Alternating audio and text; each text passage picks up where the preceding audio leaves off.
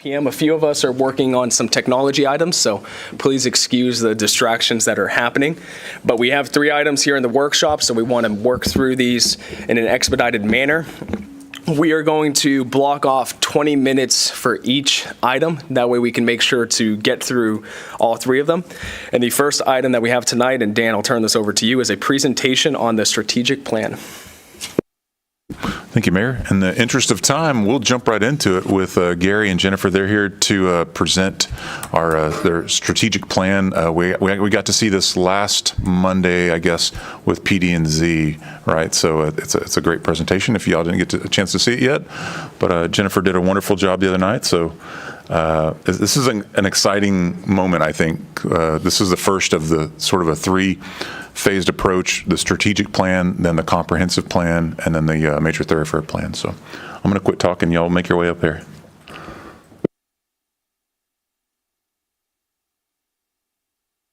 Thank you. Thank you, Dan, and Mayor and council members, staff, everyone. Not a snowflake in sight since last time we were supposed to be here to present this, so appreciate the time tonight.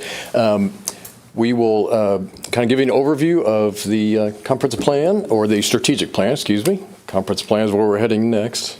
Yeah, it looks like I hit the wrong button already.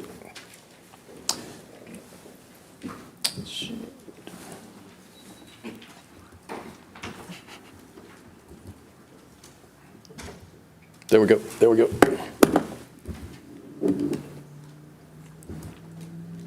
All right, so let us start with where we are on time frame. We have done a lot of listening to this point. As you know, we're getting to the point in this process where we're going to do more of the talking and recommending, but we, as you intended, we've done a lot of listening to your community, your partners, your stakeholders, business community, and so that's what's really reflected in the strategic plan. We will use this now to transition to the longer range comprehensive plan, and in some places where a strategic plan was done a few years ago or is done separately, it's so nice that these are being done together, because now this document will set a framework for the more detail that we're going to get into with the comprehensive plan. But as noted on this slide, we now turn to a series of meetings with the Planning, Development, and Zoning Commission over the next several months. We'll be bringing them draft materials for now the comprehensive and thoroughfare plan focus. But tonight our focus is on the strategic plan, but just wanted to show you that we're headed toward the May timeframe to then come back to council with draft comprehensive plan and thoroughfare plan amendments as well. So as I say, strategic plan, I know there was some comments that there weren't action items in this plan. We also see that as an advantage of doing these together, that's the work of the comprehensive plan, is now to take it to a more detailed level, action items for transportation, parks, land use, whatever the topic may be. But this gives us the big picture framework, some principles, overall vision statement of where you're headed as a community.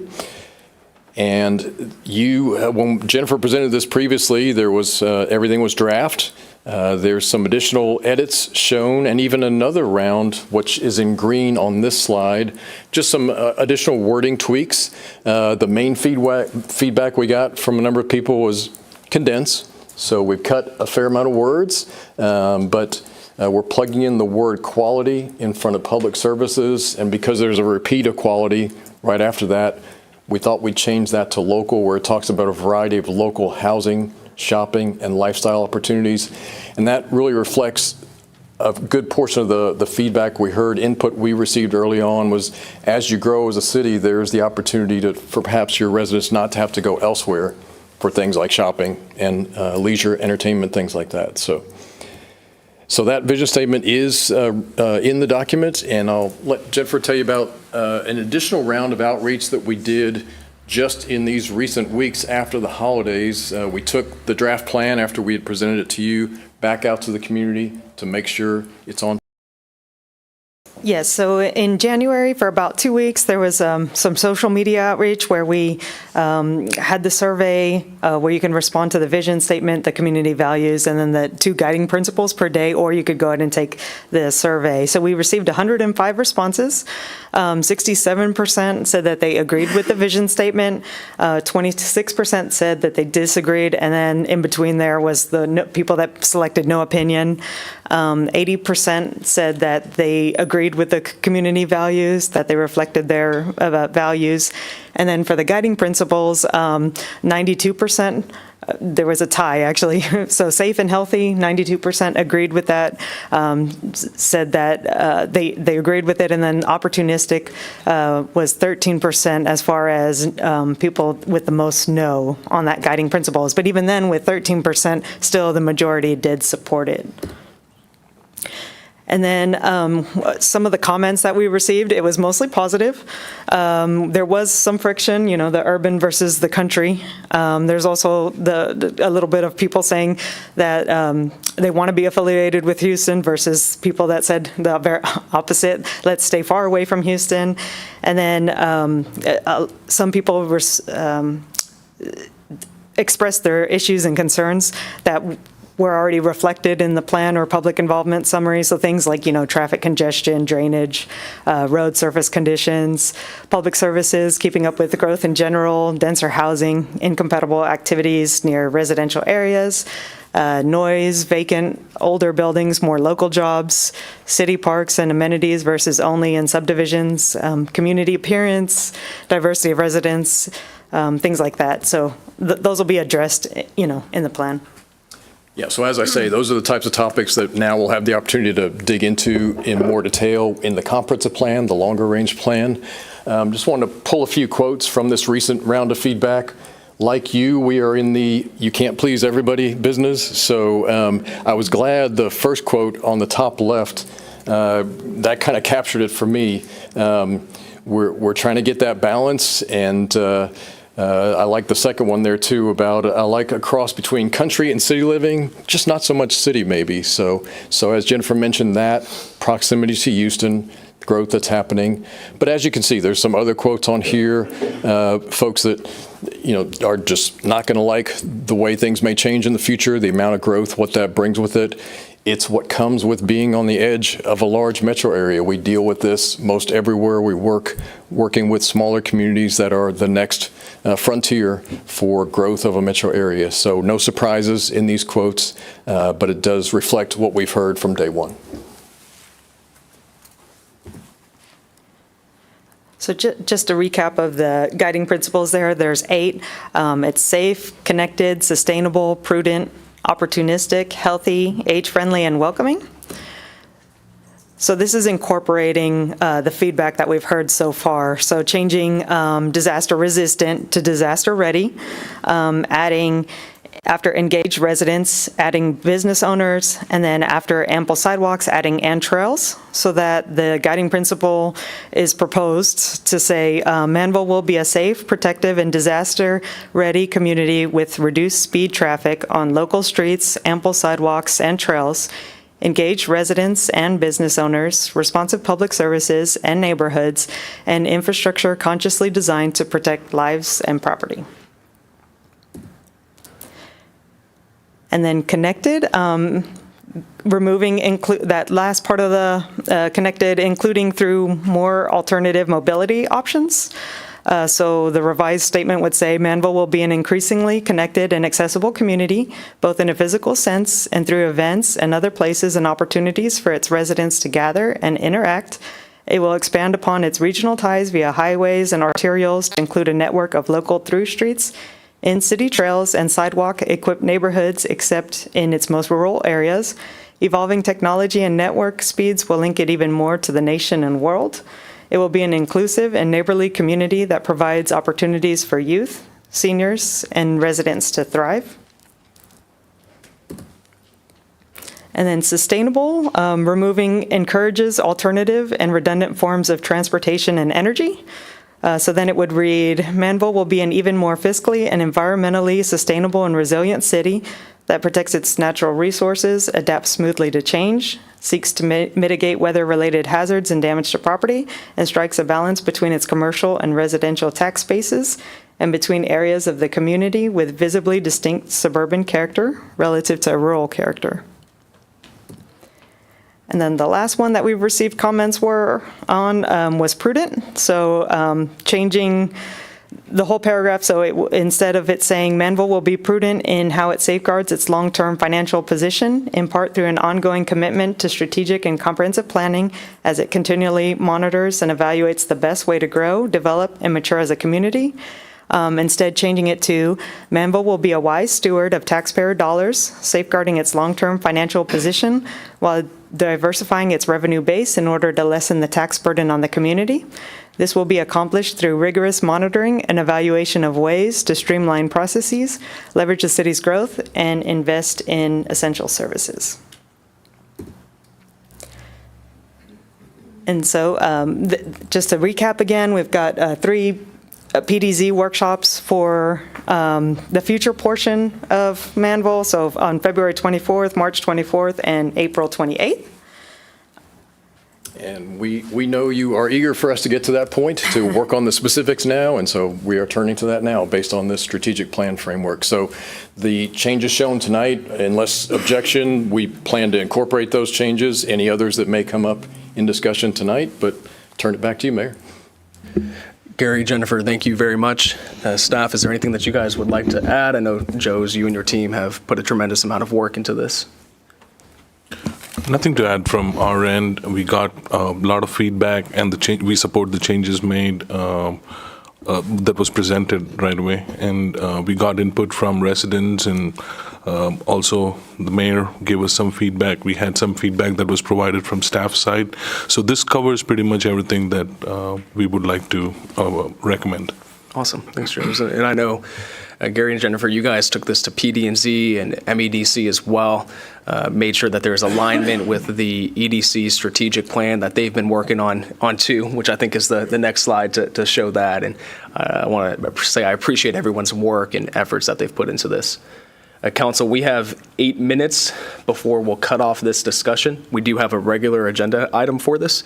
Do I have any immediate questions, feedback, or comments? All right.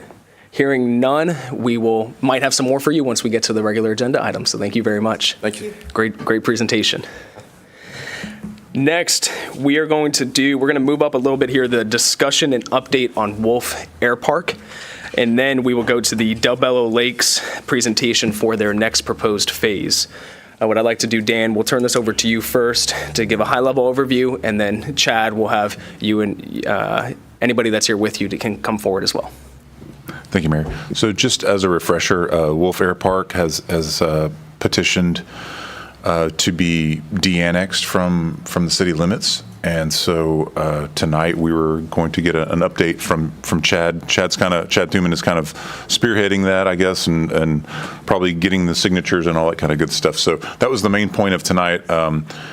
While he's kind of making his way up here, the other side to this is looking at our ordinances to see if we want to, if there's a need or desire to change our actual ordinance when it comes to sprinkled buildings and requirements and whatnot. So we're working on that internally, and we can talk about that if you like. But the main point of the workshop was for Chad to kind of give you all an update.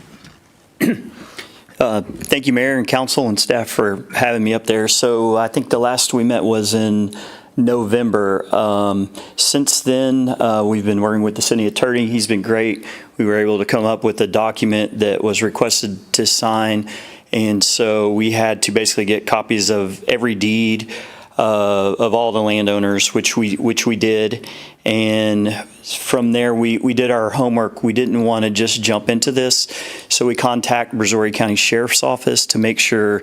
The one change is that we would be losing the Manvel police support. So the Sheriff's Department sent out Officer Donald Patterson, and we had a community meeting, and Officer Patterson said it would not be a problem. He talked to the residents and said that they could definitely support us.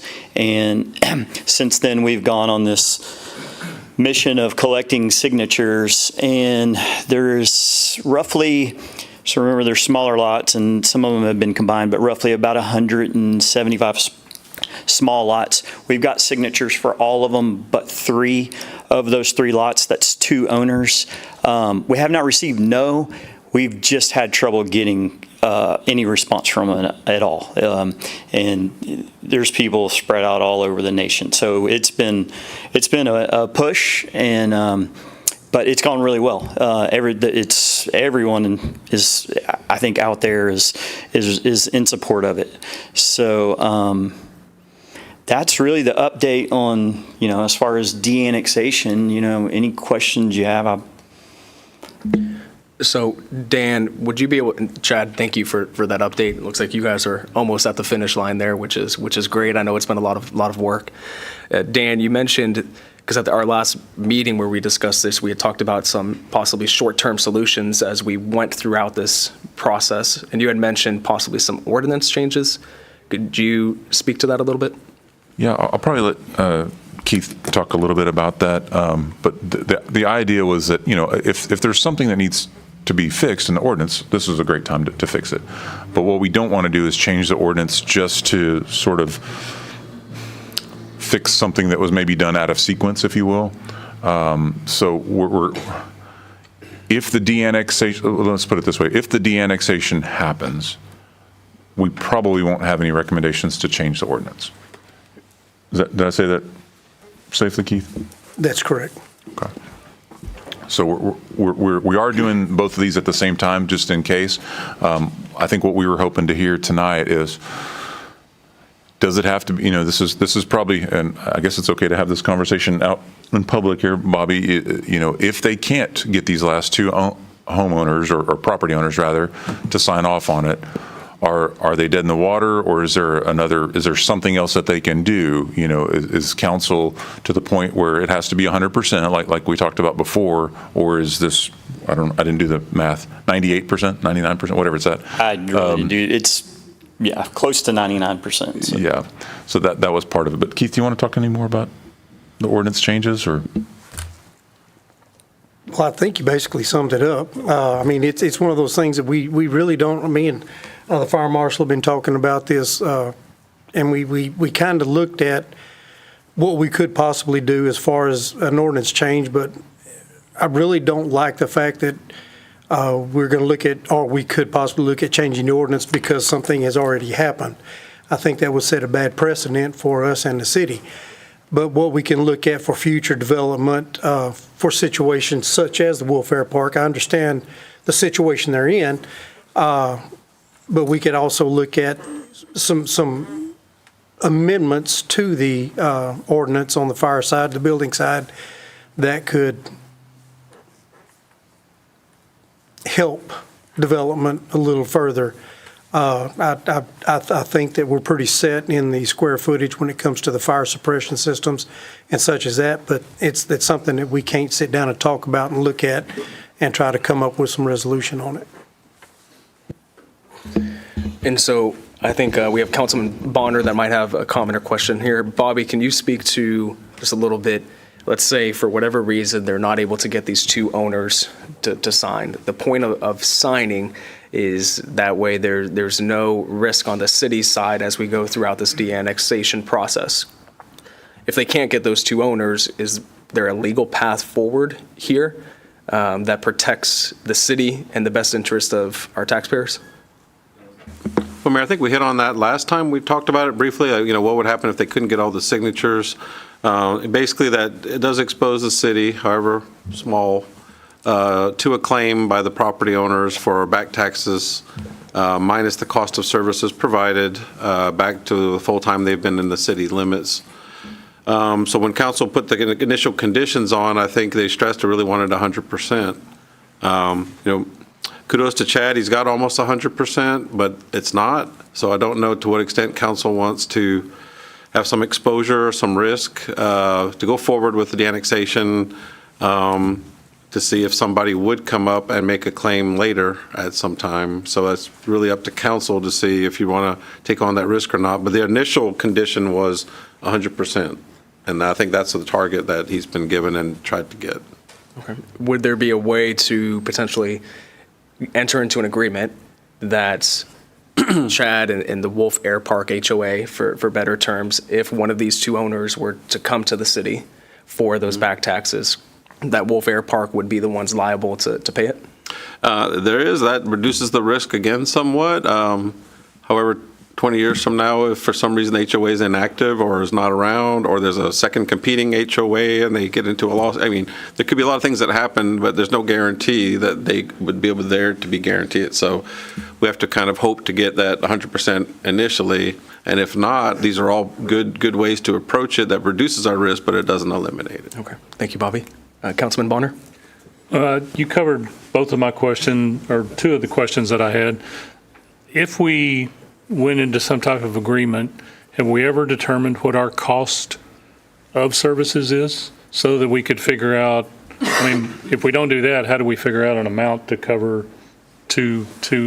Well, we assume the amount of, costs, that we looked at the amount of taxes paid, and we think safely that our amount of cost of service we could justify would exceed that. In fact, we usually put that in our ordinances for de-annexation, a stipulation that, we just don't have really an exact science to determine, especially going back to however long they've been in the city. If they've been in the city since 1961, who knows how much taxes they paid in 1961? That could be probably ascertained, but what was our cost of service in 1961? That would be pretty much a guess, I think. I mean, I have no problem entering into an agreement with the homeowner association, whoever that becomes, and stating this stipulation here that to our best knowledge, we're upside down a little bit in what would be owed. As far as the cost of service, we think it exceeds that.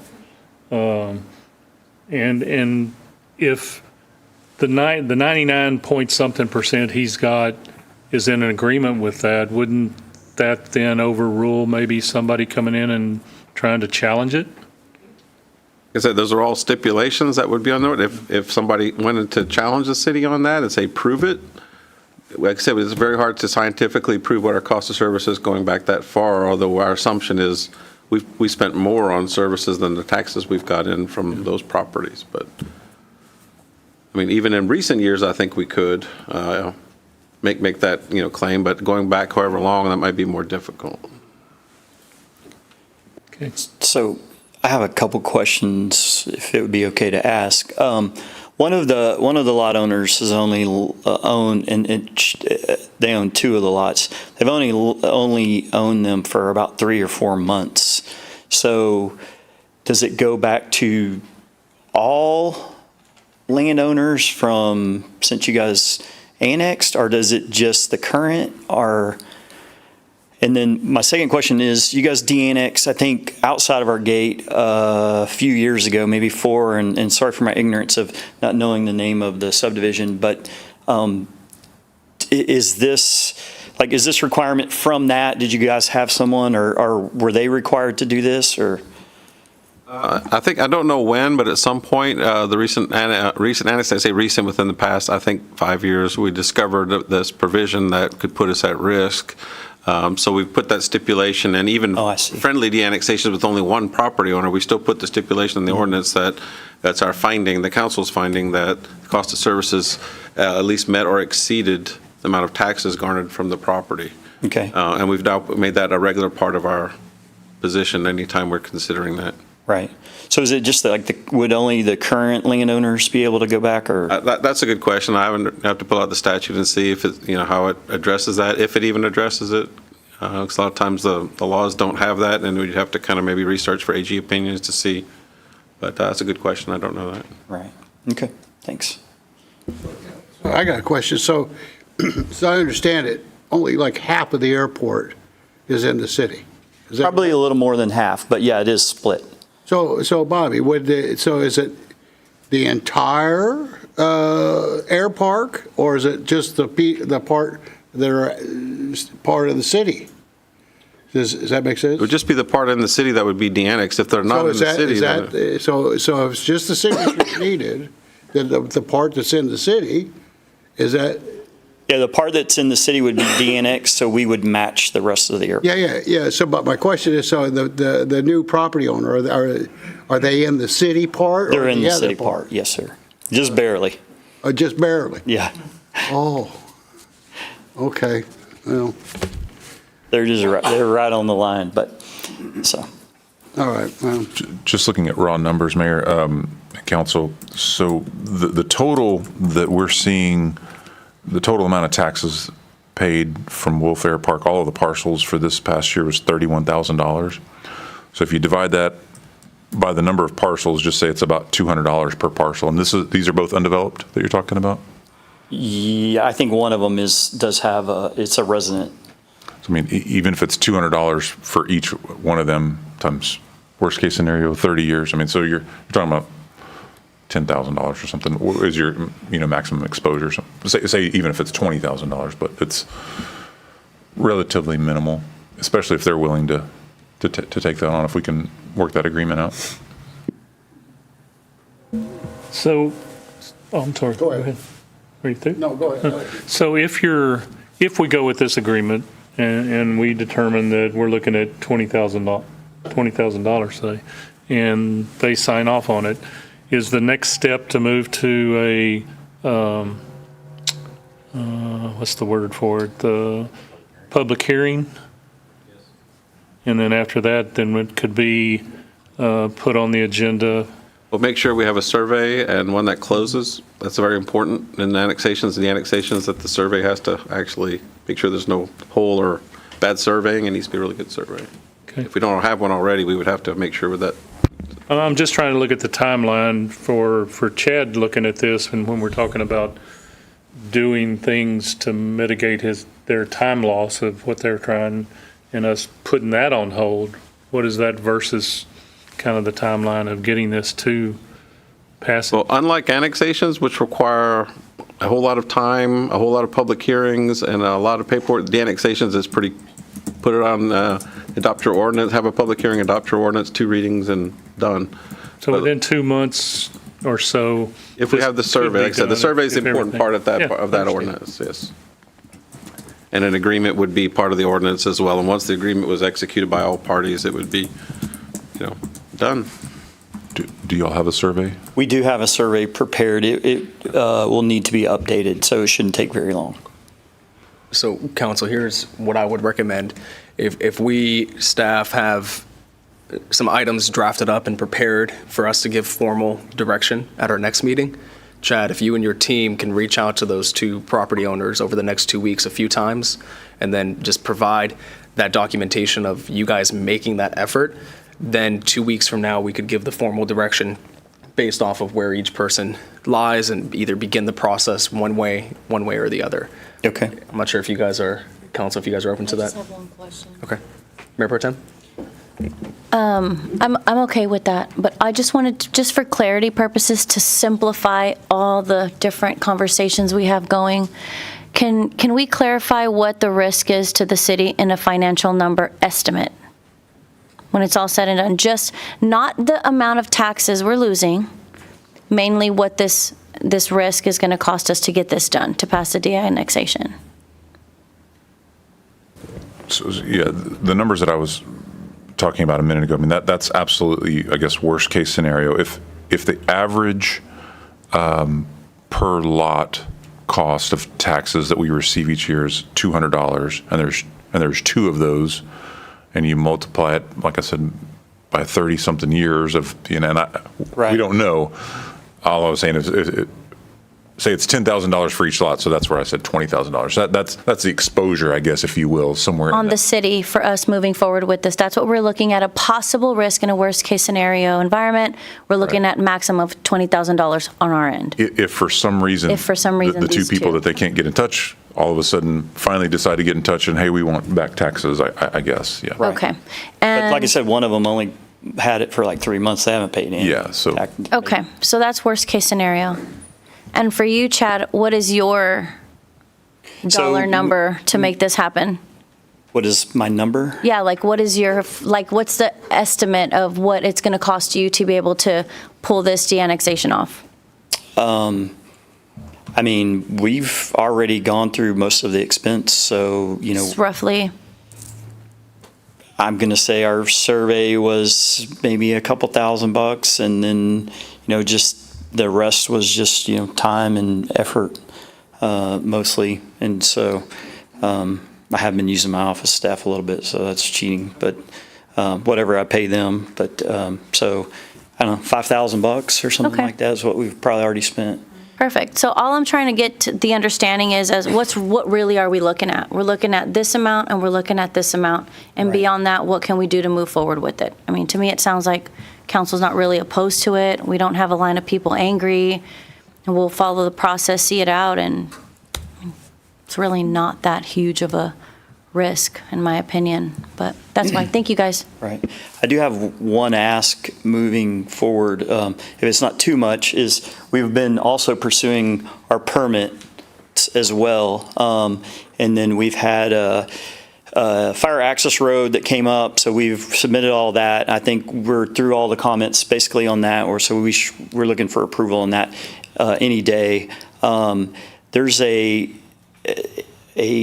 permit can be granted on a contingency, and so if we could get our permit contingent on us meeting the fire code or whatever, because that's where we fall short, right?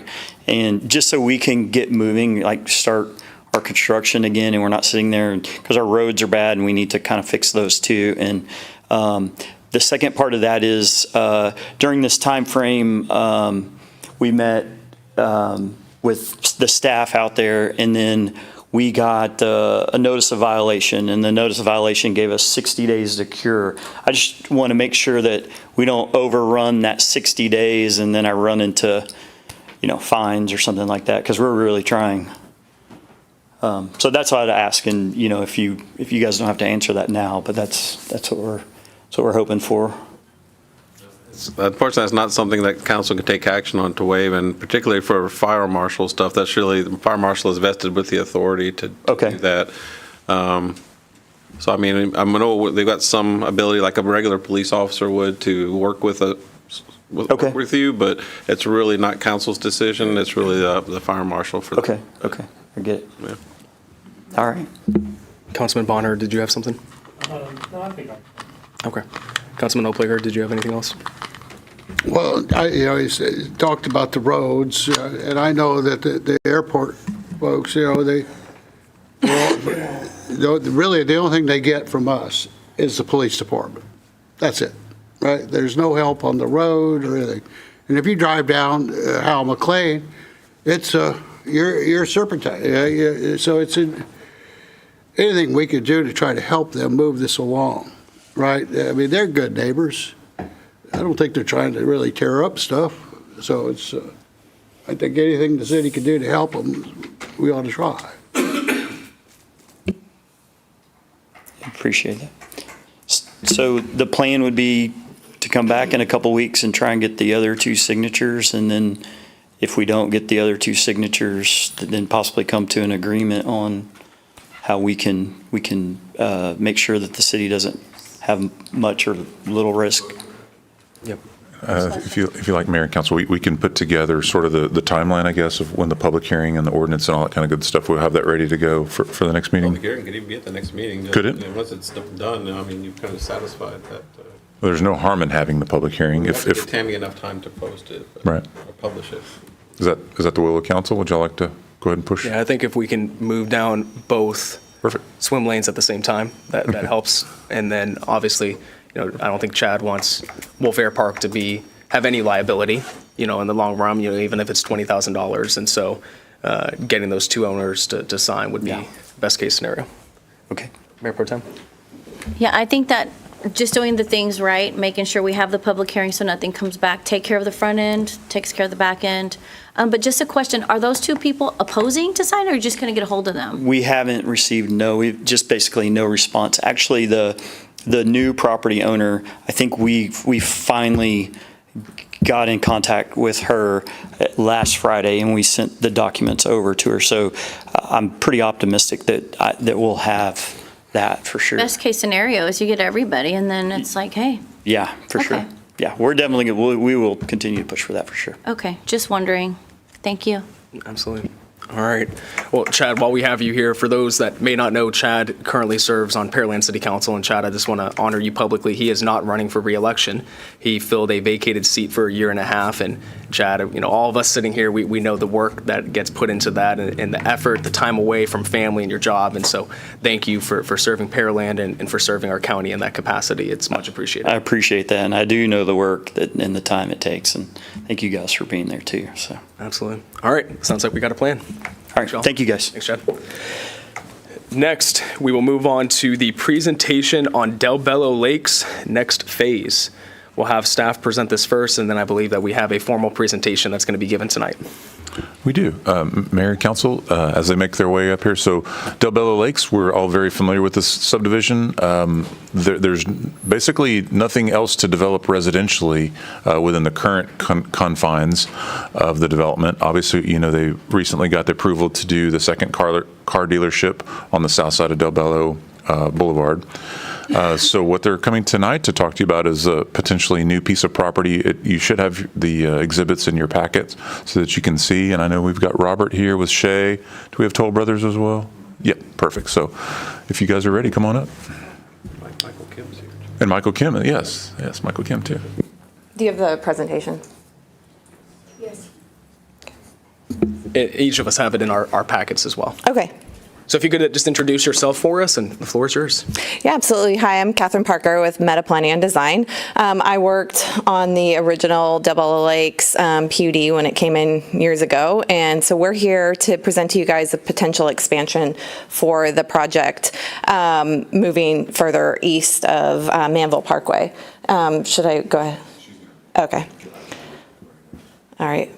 I'll wait till the presentation's up. But like I said, we worked on the original one, and during that time we worked pretty hard with staff and council and PD&Z to come up with a plan that everyone was comfortable with for the project. And over the years, the developer and builders have worked really hard to develop what was promised. And as Dan mentioned, there's been a lot of development there, and now we're looking at expanding the tract. So do you want me to go through Yes, it? yeah, please, Okay. please continue Okay. for the sake of time. So you said you have the presentation. So on the first slide, this is just Del Bello Lakes. This is what is currently approved out there. And then next you'll see the expansion tract. So it's about a 100-acre piece of property that's just to the east of Manvel Parkway. And what's being proposed there will be primarily residential and then open space. Right now, it's all intended to be 50 and 60-foot lots, but those are going to be 50 by 125 and 60 by 125, which is a little bit deeper lot than your typical, and with that also brings a larger square footage, which is over the 6,000 square foot. Also, as you can see, there's a significant lake in the center of the property that will be amenitized and be utilized by the residents of the existing Del Bello Lakes and this expansion area. So I'll get into the amenities specifically here in a few slides, but to kind of talk about the lot sizes. So this is compatible with what was in the original agreement. It does modify the percentages of the various lot sizes slightly, but as I said, the depth is proposed to be a little bit larger than what was in the original development at 125. So the original agreement allowed for 55% of the lots to be, or required that at least 55% of the lots be over 60 foot or larger, and we're pretty close to that right now, looking at about 53%. So we're still trying to have the majority of our lots in that 6,000 plus size, and even the ones that are a little bit under that percentage, the 50 foots, will be still about 6,200 square feet. I'll wait till it's pulled up and we can get into some of the specifics on the amendment. Well, if you can please, so we have it here, if you can run through it, just Okay. because we're going to want to make sure that we count. Mayor, could I just say one thing real quick? So the property that they're talking about right now is not currently located within the MUD boundaries. So this would be a MUD expansion, which requires council consent. So that's why we recommended. We've had a pre-development meeting with them, and this workshop we talked about would be a good idea just to get council's pulse, but also some of our PD&Z members are here as well, so that they can kind of hear it at the same time. Is this something that council is interested in. So that, I should have said that first, that that's the purpose of this workshop. That's good. Thank you, Dan. Good stall there while we pull that presentation. So in front of you, here's the land plan, and the intent would be to continue with the existing regulations as much as possible. There'd be a few slight modifications just with the expansion. There would be some adjustments to some of the lot size percentages. We're looking at allowance of a 20-foot front yard setback, but that does allow for increased buildable area and even larger rear yards. But for the most part, the quality, the design, everything would be cohesive. Shea Homes is involved in the original. They'll be involved in the expansion. So the goal is to have a very cohesive and seamless transition into this expansion area. Here in front of you now is trying to showcase all of the open space and amenities. Like I said, we've got about 25-acre lake in the center of the project. The intent would be to have a trail around that. Rough estimate would be about a mile and a half of a trail around that property. And then there's some other land there that they're going to utilize for a smaller park and dog park for the residents. This, of course, will all tie into the existing development and all the amenities there, where there's a rec center and there's other pocket parks, trails around the lakes and just throughout the property. There would be connectivity from the two developments along Manvel Parkway. And as you can see on here, these are some images of some of the existing amenities in the project. So all of that style will be utilized in both. Something that's really unique about this project too, with the size of the lake, we've got about 30% open space on the expansion tract itself. So again, that's about a 105-acre tract. So you've got almost 32 acres about of open space between parks and lake and detention area. So it definitely has a lot of opportunity for recreation, and it's going to have something, unique with this nice lake in the middle of it. And let's see. And then looking at it cohesively with the existing and then the proposed expansion, you're still at about 25% open space overall. I'm going to have Robert Santini come up and he'll get into a little bit more specific about the neighborhood. Thanks, Catherine. Good evening. As Catherine said, I'm Robert Santini with Shea Homes. I've been involved in the development of existing Del Bello and been working the acquisition of this 105-acre tract to continue what we believe has been a successful community, and we hope council and planning agree that it's been a success. I want to start first, just give a little history on where we've been as a community. Over the past 2 years now, we've been getting more engaged with the HOA, getting resident engagement as well. We now have a resident board member on the HOA for over a year. And we've been expanding our committees. We have a finance committee that's helping us now just run the HOA finances and just turn what was a development for a home builder now fully into a community for Manvel residents. And one of the questions I'll share with you that we've had over the course of our HOA meetings every time has been, will we get an air-conditioned rec building in our community? And up to this point, the truthful answer, we've been very frank, is it was not supported by a 448 home community. But the exciting part, and this was actually presented at our HOA meeting last Thursday, was with this expansion of 105 acres, if approved, the additional approximately 318 homes would then allow for that addition of an air-conditioned rec space. And last Thursday at the HOA meeting, we made that as a commitment to the residents, that if this is approved and we're able to proceed with this expansion, Shea Homes and Toll Brothers would, in our budget currently, we have this additional rec space. And so it would be a community meeting, it could be a lounge when it's not activated, but it could also be a place where we can have our HOA meetings, it could be rented out for parties. This is all kind of eye candy, if you will, to council, but it is something, it's a commitment we're making to residents to let you know that we are seeking resident support for this expansion, keeping the existing community in mind, not just moving on from it. The additional slides then are some renderings of Shea Home products, both our 50-foot products and 60-foot products.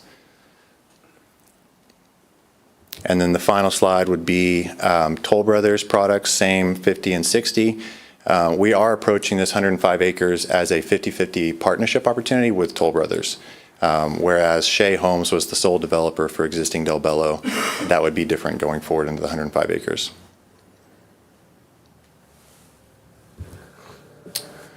With that, we are seeking, as Dan and Catherine mentioned, your support or your advising of how to proceed with this. We would need amendment of our existing PUD and expansion thereof, and then your consent to annex it into the existing MUD as well. Thank you, Robert and Catherine, for that presentation. I'll go ahead and start us off here, then we'll open it up to council. And council, what they're looking for tonight is some general feedback, so that way they can take it underneath advisement whenever you submit your plans.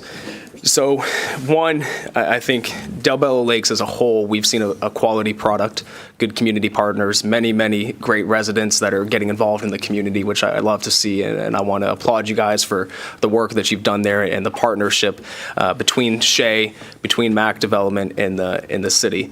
As I looked at this, 3-4 quick things that stood out to me. One is there's currently a development agreement between the MUD and the city where 70% of the property tax for this MUD gets reimbursed from the city to the MUD.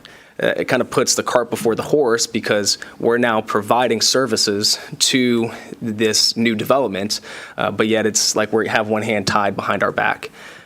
In the current format, I would want to see that development agreement amended if we're going to see this expansion go through. Council has said routinely that while in the past this government was willing to incentivize residential development, at this time we're not inclined to do that. So there need to be a willingness there to look at some changes. The other thing is anytime a MUD extends into a new area, debt's issued to reimburse the developer, and that extends the lifeline of the taxes that the current MUD residents pay. So we'd have to come up with a creative way to cap what the current residents are going to pay in taxes and leverage the growth to pay back the MUD for the capital infrastructure costs.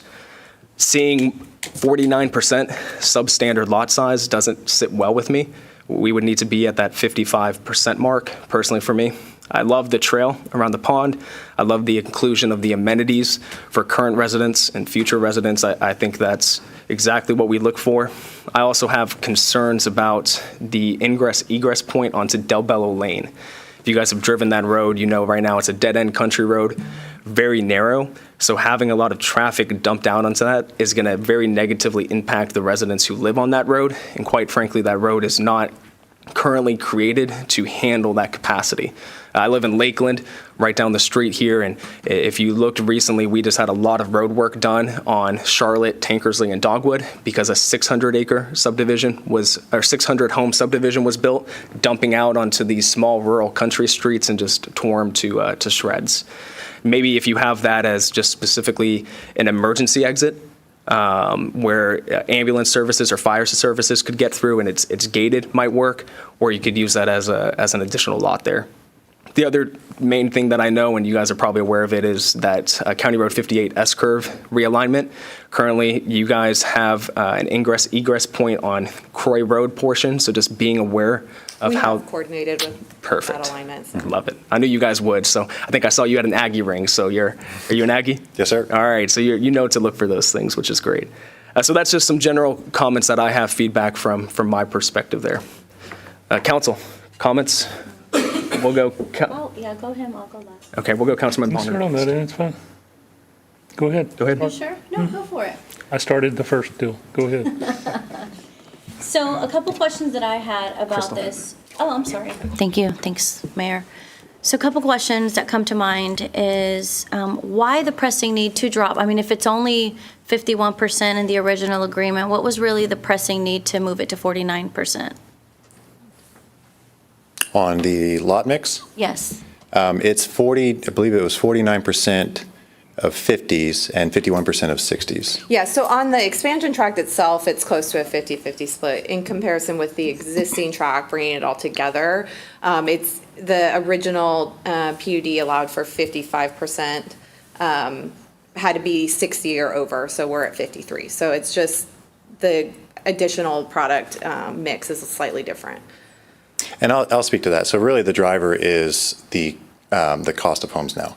None of these homes will be entry-level homes. These are all move-up or higher-end homes just because of the brand that Shea is and the brand that Toll Brothers is. But even on, and I did check this before coming today, even on a 50-foot lot, our homes would start at $385 and they would average $485. And so that's where we are just on a 50-foot. And that was not the case when Del Bello started initially, but that's where the market is today. So it's trying to find that balance between high quality, but still what is affordable for the move-up buyer. Okay. And that's also, again, the depth on these would be 125 as opposed to the 120 on the existing. So it does bring that square footage of the lots up, even though there's still the 50-foot width, the square footage is larger than what's in the existing development. So the square footage on these homes, do we have an estimate of what the minimum size of home would be? Because if we're coming in at 385 and let's say you've got, a 1,200 square foot, but you've got the 50-foot lot. I mean, for us, if we're going to go 385 to 485, I would hope to see a bigger home, bigger square footage, maximizing that space. And we absolutely do. And that's really why the lot depth had to creep a little bit, was to fit our home plans that get it deeper and deeper to maximize that space. Our 50-foot product starts at 1,800, which we don't sell very many of, and expands up to 2,700. For that price range that was previously stated. Okay. So 1,800 to 2,700 square feet. So your largest home is 2,700 square feet? On the 50-foot lots. On and the then on the 50-foot. 60-foot lots, it's 2,400 to 3,900. To 3,900. Okay. And historically, I know that you guys probably have projections and forecasting on what you expect and the demographics of this area. And you are confident that this mixture is what would be able to be sold and fulfilled based on these numbers. So existing Del Bello was the perfect litmus test for that, where we had a mix of product sizes, and now our last two sections in existing Del Bello have been 60-foot lots only. Okay. And we are still selling, and we're still grateful for that position, but it has greatly slowed down from when it was a mix of 50s through the larger. And so we just see in every community where there's an opportunity to have a variable product and have 50s and 60s, both will end up selling better because you can direct buyers of different demographics or different price points and say, we have an offering for you. Okay. I like that. I like that part of it. But I'm also concerned with, to Mayor's point about the mud and that agreement. Unfortunately, we have been handed, a situation where we have to make the best financial decisions for our city and our citizens who pay taxes, who live here, and who are planting roots here and are, deciding whether we're going to live here or not, me included, because of our taxes. But at the end of the day, we have to be accountable to them. But also, looking at the mud, that's a huge, huge expense on top of a 3,900 square foot home with the tax rate here in Brazoria County. That's huge. And so what are your thoughts about that? What mitigation plans have y'all come up with for what if council's not in agreement with that? That is, for better and for worse, a very standard means of development in the Houston area, and so it is part of our finances to make this work. We are absolutely, Dan thankfully prepared us for the comment specifically about the tax rebate part of it, and so we're open to evaluating that, going back to the table of where did it, what were the thoughts going into it when it started, and do those still apply today or not? The underlying basis of having a MUD to support this development is a significant part of it. And so to not have that ability to get infrastructure reimbursed through the MUD tends to be a make or break for a lot of development. It's something we can look at, but as far as capping it, there's not a clean way to cap it from one territory of a MUD into another. So that would be probably the more difficult challenge to overcome versus reevaluating the tax rebate to the city is something we just need to analyze. So here's what I'm excited about and what I love. I love what I see here. I love the ability to be able to connect with your homeowners and the community and say, what is it going to take for us to get your approval on this? Because really that's what you need first is to buy-in from the residents, the community. When we look at the recreation center, I've seen a lot of subdivisions where they promise that, and then you walk in and it's like a 10 by 10, just to say they did it, and it's got like 2 workout machines and a broken coffee machine. I want the commitment from the builder of what is going to be offered and what the commitment is to them on the luxury of it, right? Because also the HOAs have to pay those fees. Right. Not that, hey, we did this to check it off and to say we did our part so we can go ahead and develop here. That's very important to me. So that's one. The second one is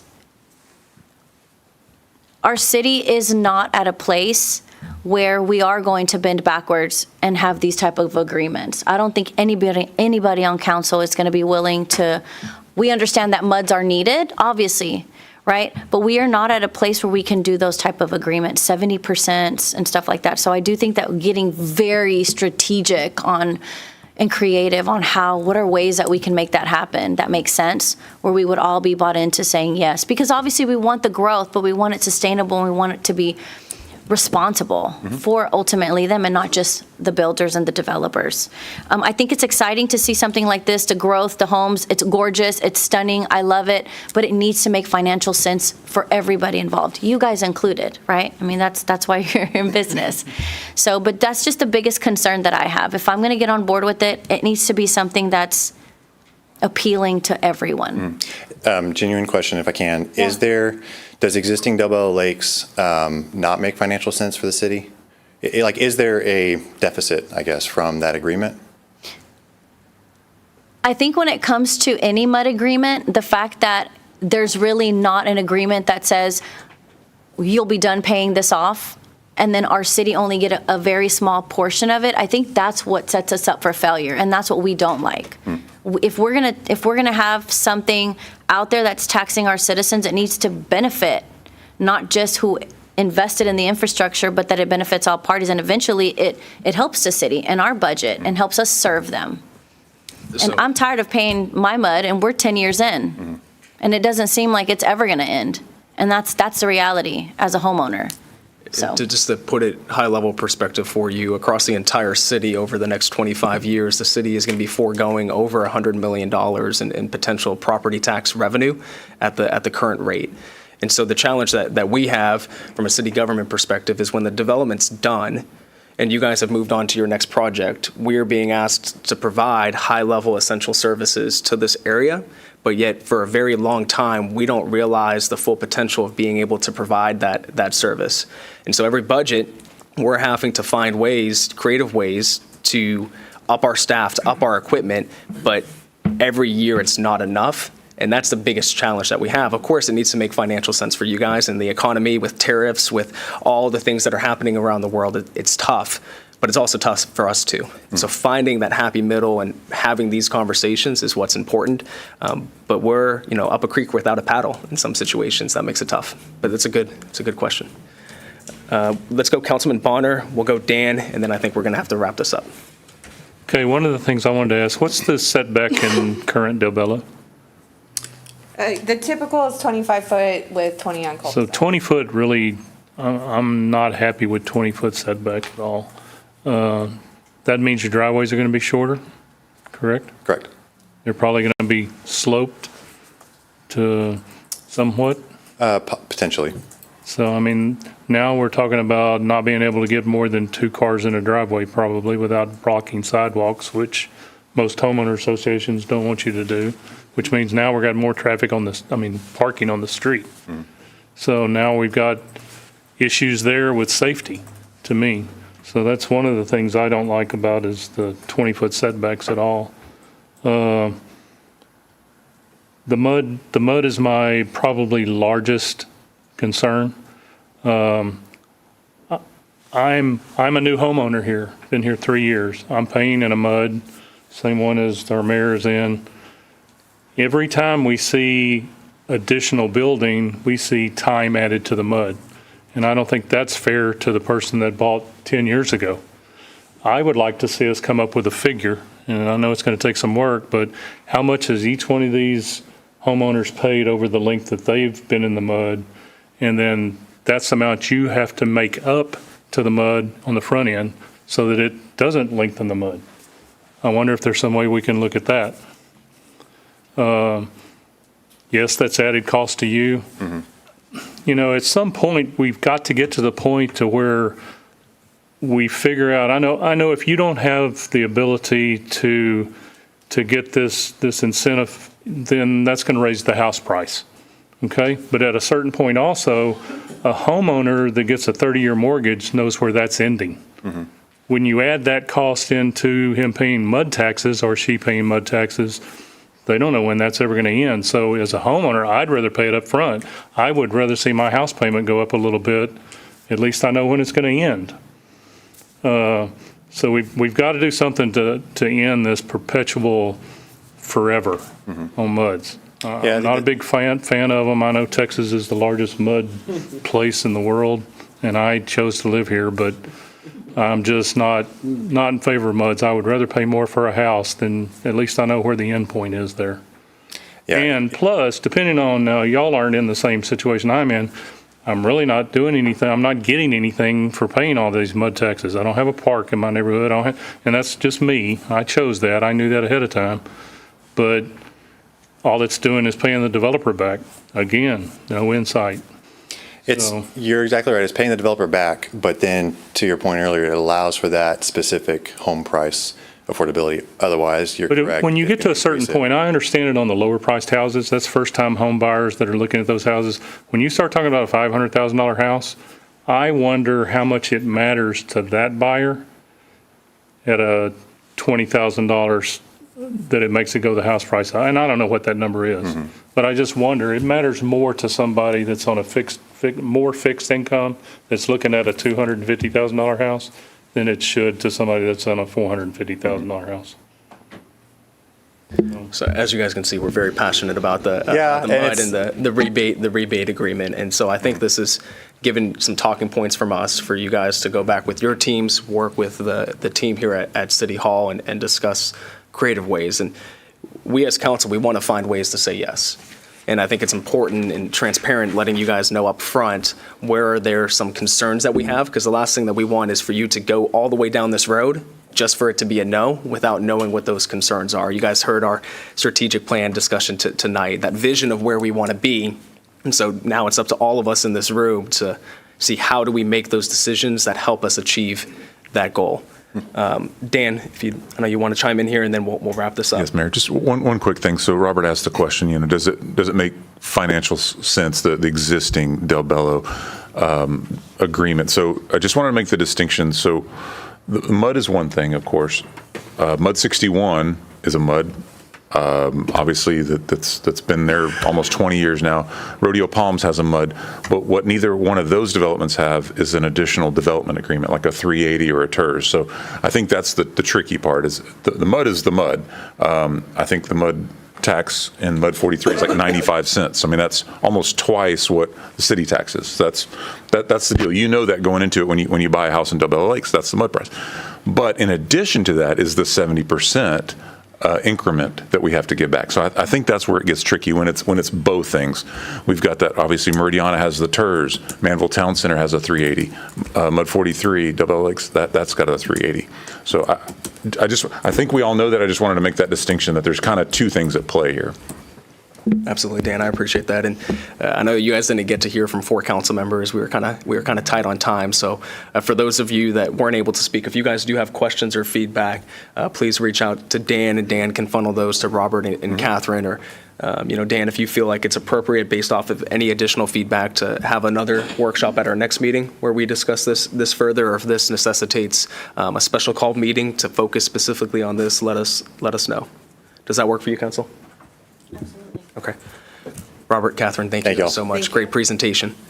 What I'd like to do now, Council, is let's just take a 5-minute recess here, reconvene at 6:10 p.m. to head into the regular session. We'll wrap up this workshop at 6:04 p.m.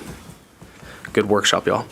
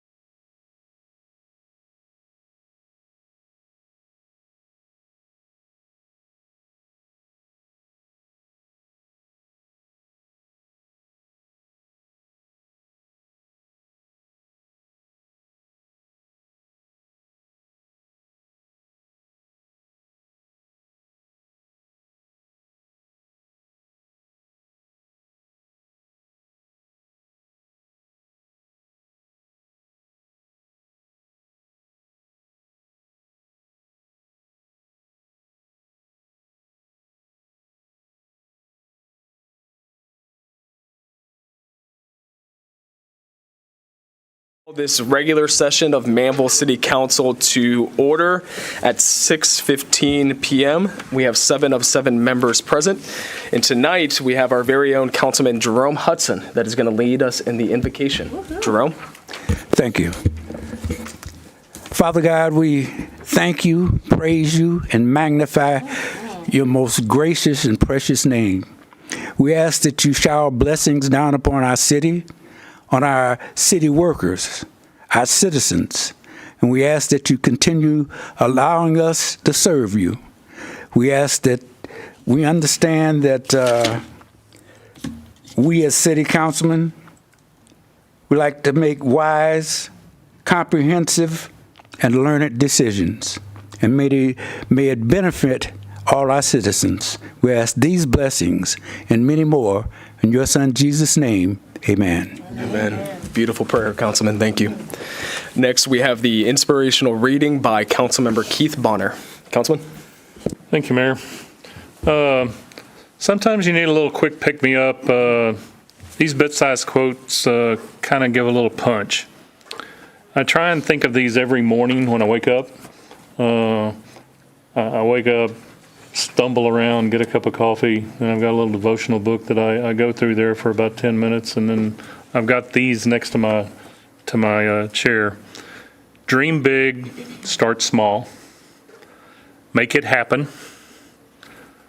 One day or day one, you decide. Be a warrior, not a worrier, and always see the glass half full. Just something to think about. Absolutely. Thank you, Councilman. We will now say the pledge, so if you can, please stand and join me. First, to the U.S. flag, I pledge allegiance To the flag of the United States of America, and to the republic for which it stands, one nation, under God, indivisible, with liberty and justice for all.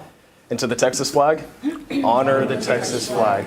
I pledge allegiance to thee, Texas, one state, under God, one and indivisible. You may be seated.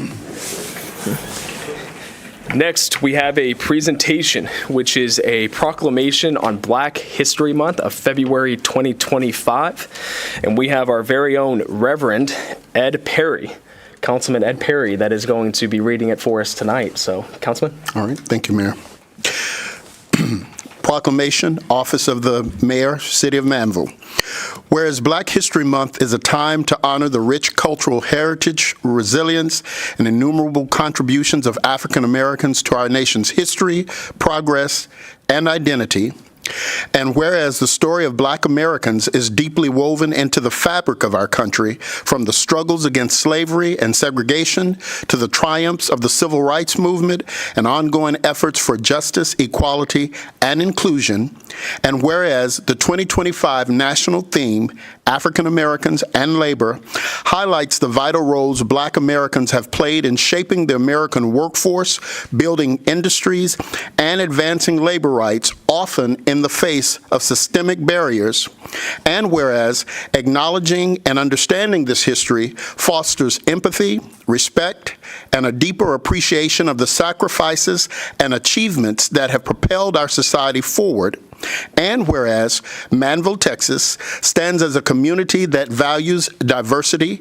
inclusion, and the pursuit of a more just and equitable future for all, recognizing that celebrating Black history is not only about honoring the past, but also about inspiring future generations. And whereas during Black History Month, we encourage residents to engage in meaningful learning, participate in community discussions, and reflect on the lessons of history to build a stronger, more united Manvel. Now, therefore, Dan Davis, by the virtue of the authority vested in him as mayor of the city of Manvel, Texas, do hereby proclaim February 2025 as Black History Month in the city of Manvel, Texas, and urge all residents to honor this observance by embracing education, fostering understanding, and committing to a future where justice, opportunity, and equality are truly shared by all. Thank you, Councilman. Appreciate you reading that out. It's our diversity that is our strength, and so I appreciate that. Next, we have public comments. We have a few people that have signed up tonight. So I'm going to read the first one off. If you can come forward and state your name and address for the record, and then we have 3 minutes for you to speak. The first one that we have is Mr. Russell Bynum. Mr. Bynum, thank you for being here tonight. I don't think I've seen you since your Longhorns lost in the playoffs, and I know that was tough. Are you really going to do that future, to me? The future, wow. Hey, I was rooting for him. But the future is Arch, right? That's right. Well, thank you, guys. I really just wanted to, by the way, my name is Russell Bynum. I am the general manager for Hillwood Communities. We now build 3 communities here in the Houston area, Pomona, Valencia, and Legacy. And so really, I'm here tonight to say thank you. There's an agenda item on tonight's agenda, on the consent agenda, item number 4, for Pomona Section 29, the initial acceptance of that infrastructure. So I'll likely be here again, maybe in a couple of years, with another thank you as Pomona dies down and ends. But I did want to come here and thank you guys for all that you have done for me and my company. This is our last residential section in Pomona. And so it's been obviously 29 of those.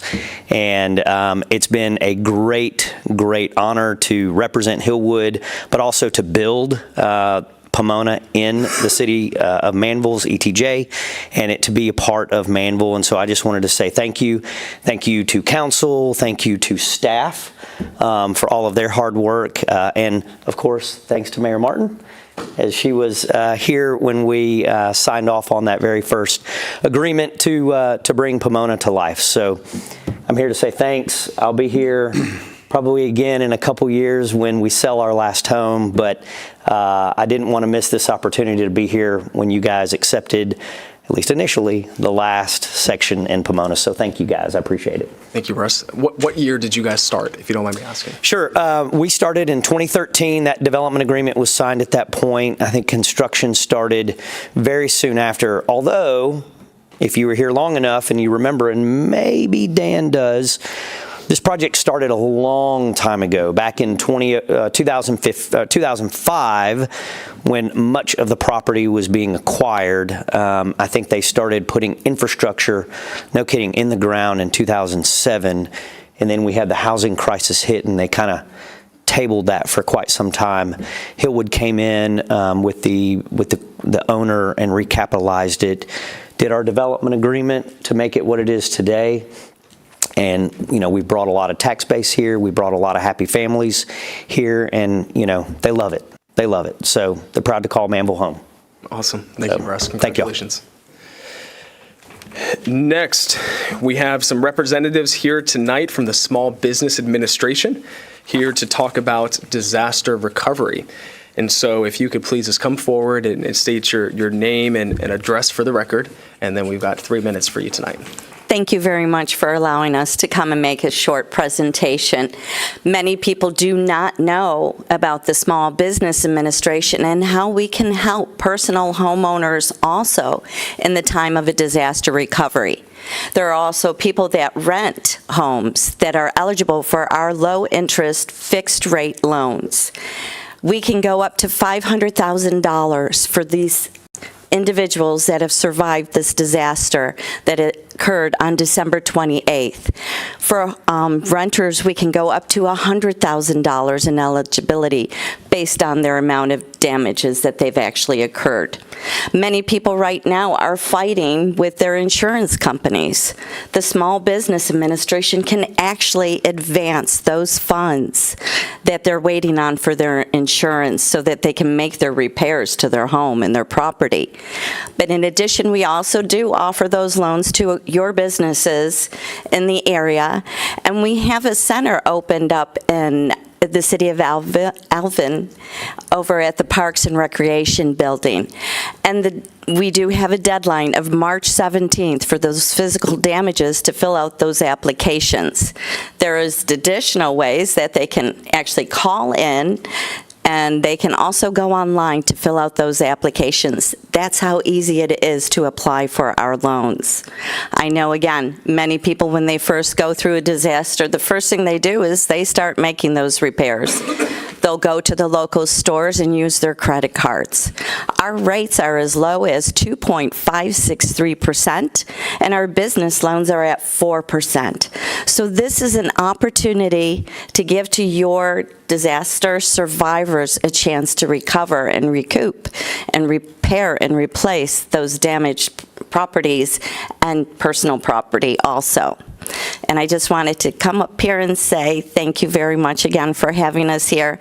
And if you know anybody that has been affected by those storms of December 28th, please give us a call. I could give you the number at 1-800-659-2955 for our customer service center. Again, people can actually call in on the phone and schedule an appointment to go into our center to help fill out that application.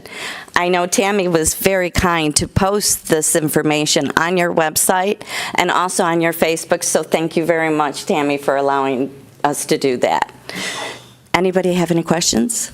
Well, deadline March was 17th for homeowners, and then for the business who have suffered economic injury, that can be October 17th.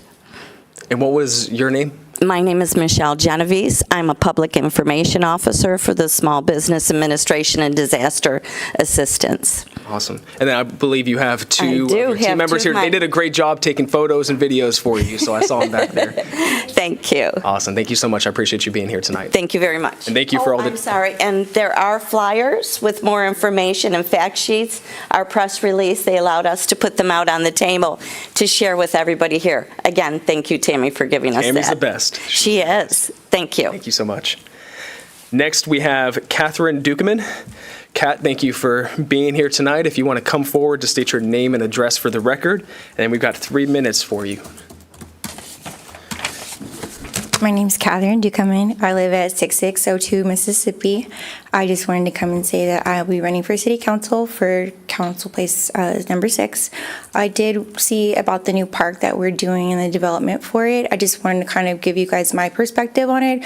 I've been waiting for a park my entire life here, 33 years, and the one that I see, I feel like it's kind of, I wouldn't agree with maybe paying homage to Croy Park with doing a gazebo, maybe putting a basketball court instead that could maybe double as a pickleball court.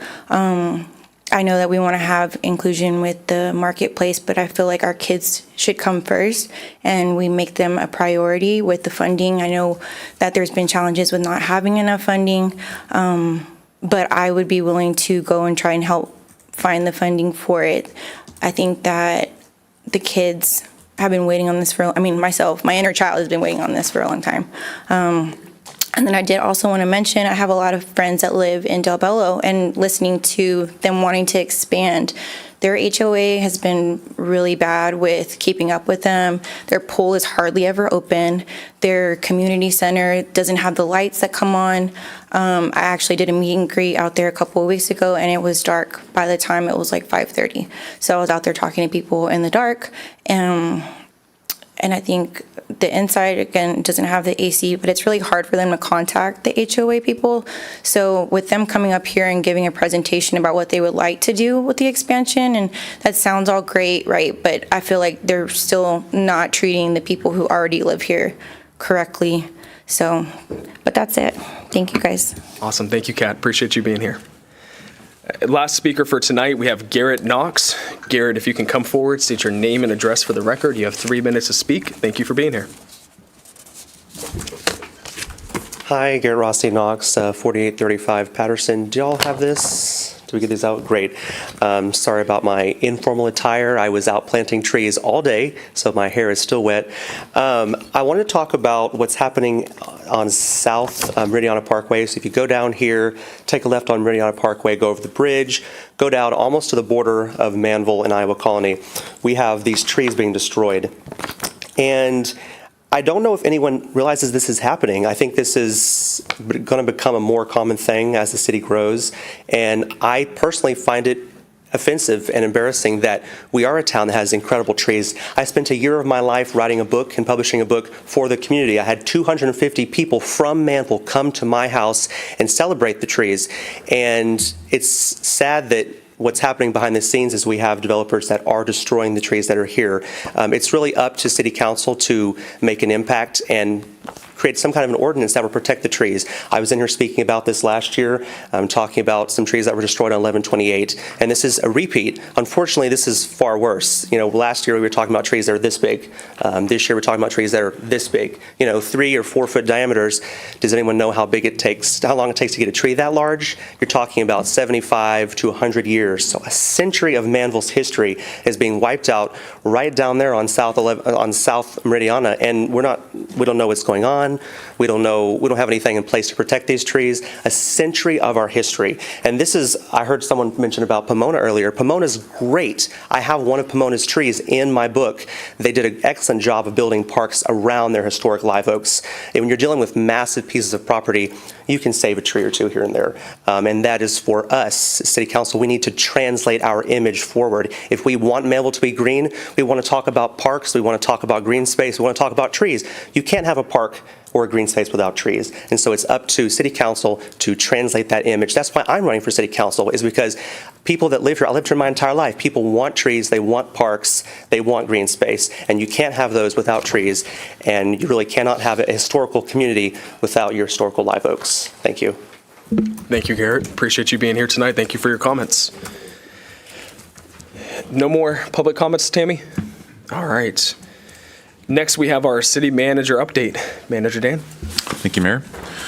I want to give you an update on a couple things. One of them is the Iowa Lane Bridge replacement. That's the one that we've been talking about for a while, where the railroad tracks, vehicles have been stalled on top of those railroad tracks. So I heard last week from TxDOT they are hoping to review bids and award that project this summer. So again, that bridge will.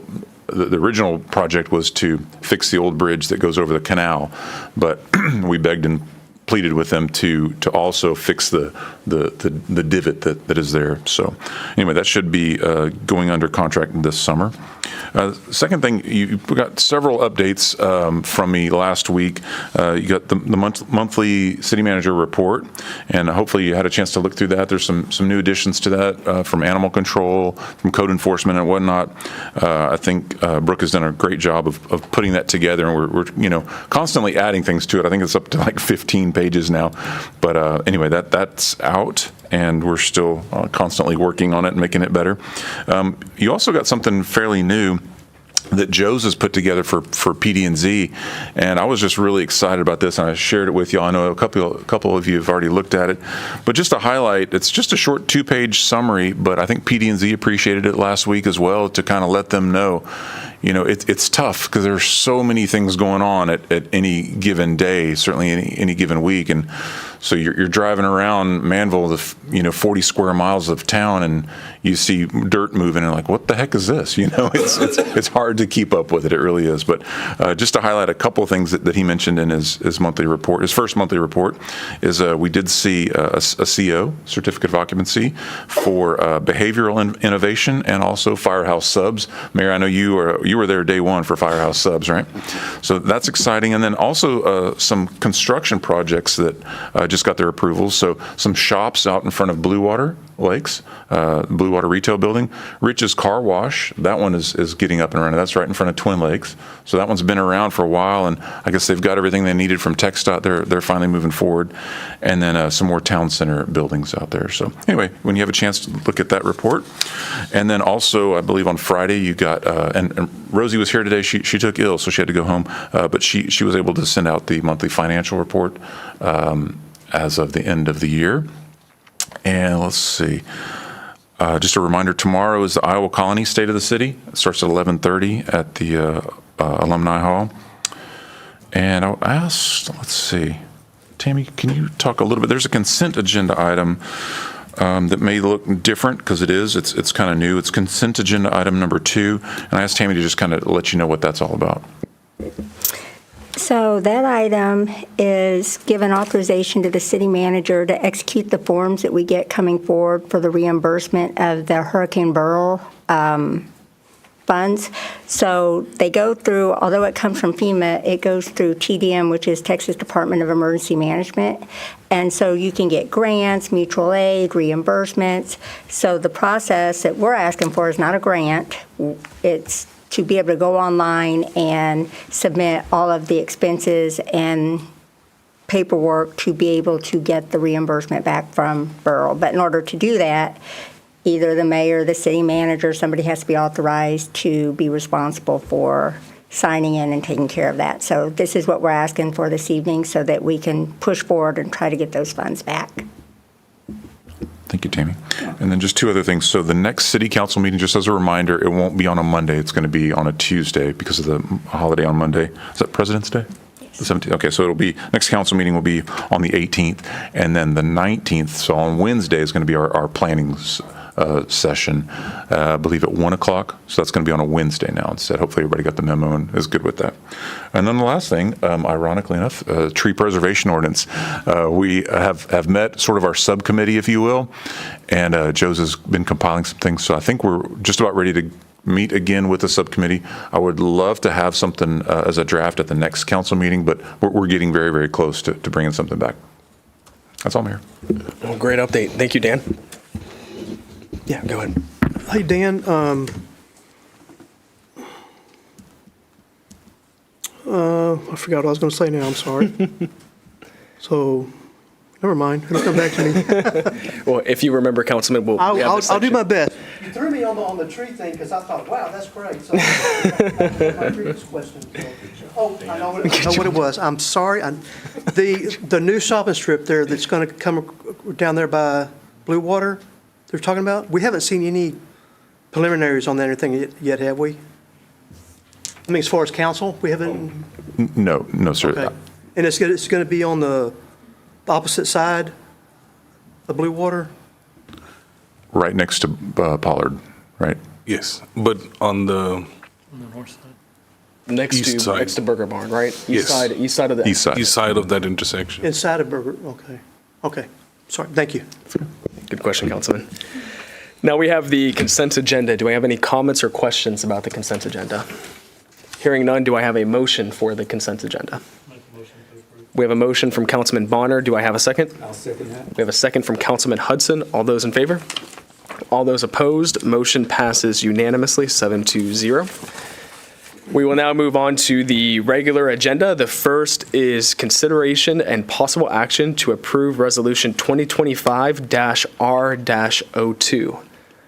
Dan, what do you got for us? Well, as I said, Rosie is out tonight, so it looks like this is going to be my presentation. This is something that we've wanted to do internally for a while, just to have, we've been slowly kind of going through different policies, facility use policy, and obviously our take-home vehicle policy and all these kind of good things. So this one is a vehicle replacement policy, and it, of course, specifically deals with, or the main thing is just to have it in writing, a document that we can use for all of the different city vehicles on when is a good time to start talking about replacing these vehicles, because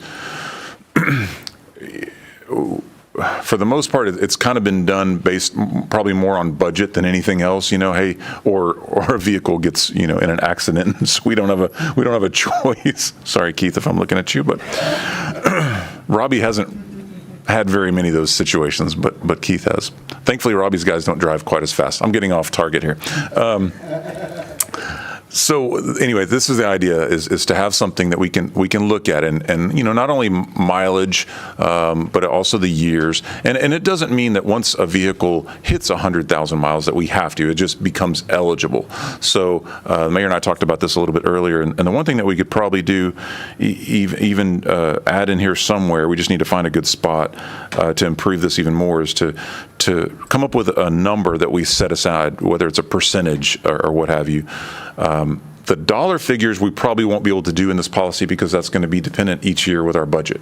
But a percentage of, every time we buy a vehicle, well, let's set aside whatever that number is, is it 10%, is it 20%, that we sort of start putting back into that fund so that it's always replenishing itself. So the funds for this vehicle replacement fund, they can come from the general fund, they can come from fund balance, they can come from the utility fund. It just depends on which department is actually going to be funding that vehicle. So anyway, this is the first stab. I don't know if y'all have had a chance to look at it yet or not, but we're happy to, if you have any input on it. This is the first time you've seen it, right? So you might not have had a chance to look at it just yet. Thank you for that overview, Dan. We'll open it up to council comments and questions. We'll start with our Mayor Pro Tem. Oh, thank you.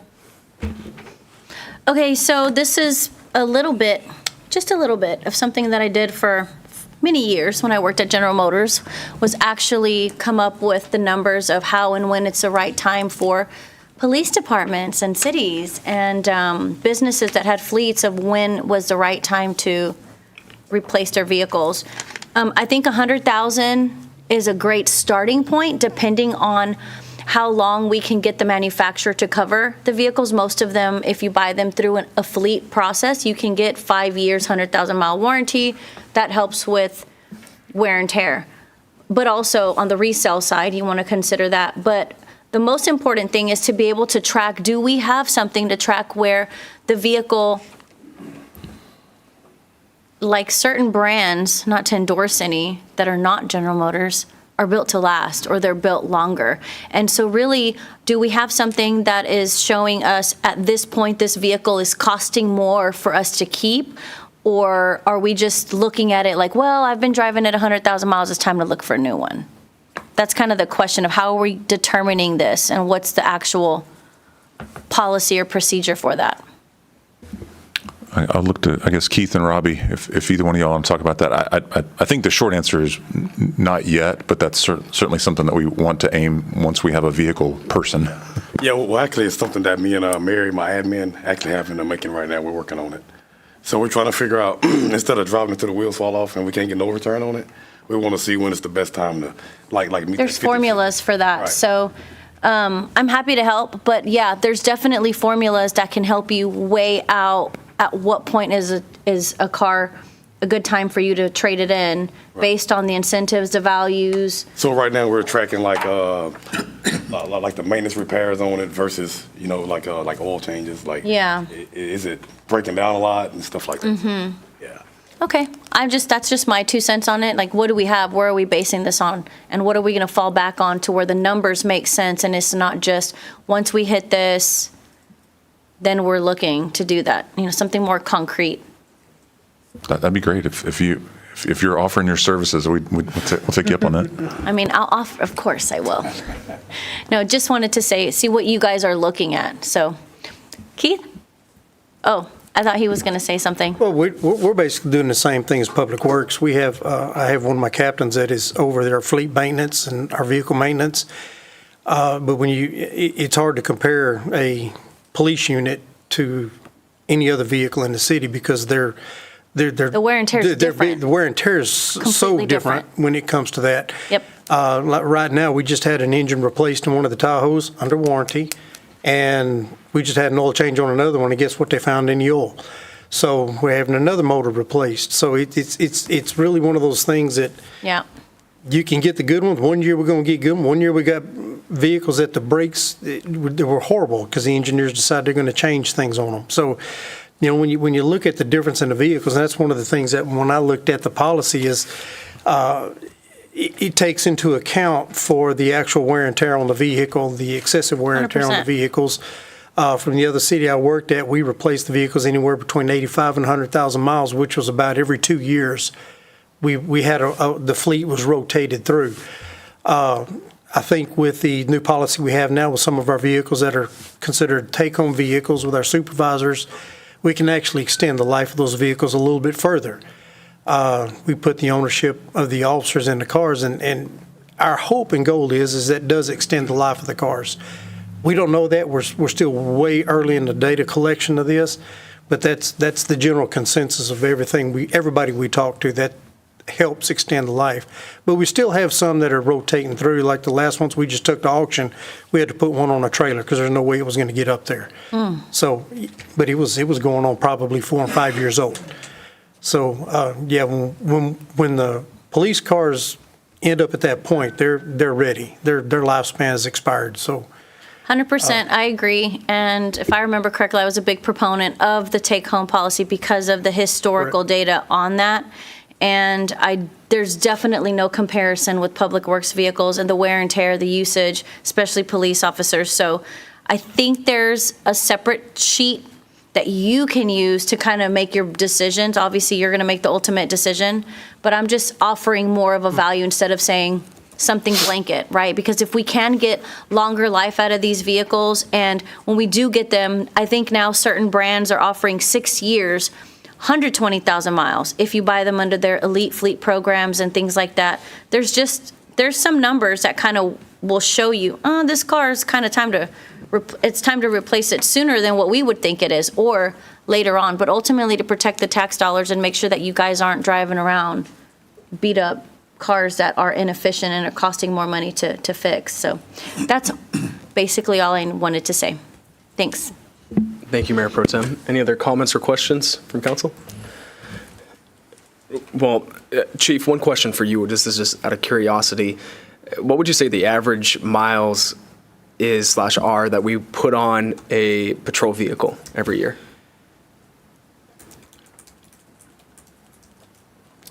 It could vary. I mean, you could have one of those unicorn vehicles that'll last you a long time. I hadn't seen one of those in a while. I remember when I drove back in the 80s, man, I'd give anything to have that car back again. It went through 4 fleets and we were still driving it. Of course, it was the one that had the metal bumpers, you know, the good ones. We're probably pushing anywhere from 120 to 130,000 miles, anywhere averaging from 3 to 4 years. If we start pushing 5, we're really starting to push that the envelope of our repair costs and our maintenance. And it's every time I get a repair bill in and I look at it, I just especially when they start replacing brakes, it's very expensive to replace brakes on those things, and they just don't make them to last. It's the same thing with tires. We started having this problem several years ago, getting 13,000 miles on a set of tires, and that was just not us. That was every police vehicle with these branded tires. We've changed the tires on them, so we're getting a little bit better on them.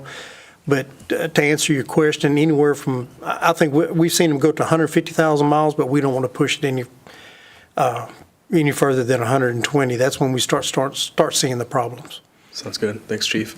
I think, Manager Dan covered it. For me, we talked about it earlier, is seeing something added in here that outlines the process for when, not just when we need to replace it, but what do we need to start setting aside today in order to make sure that we have the money for when it's going to be replaced.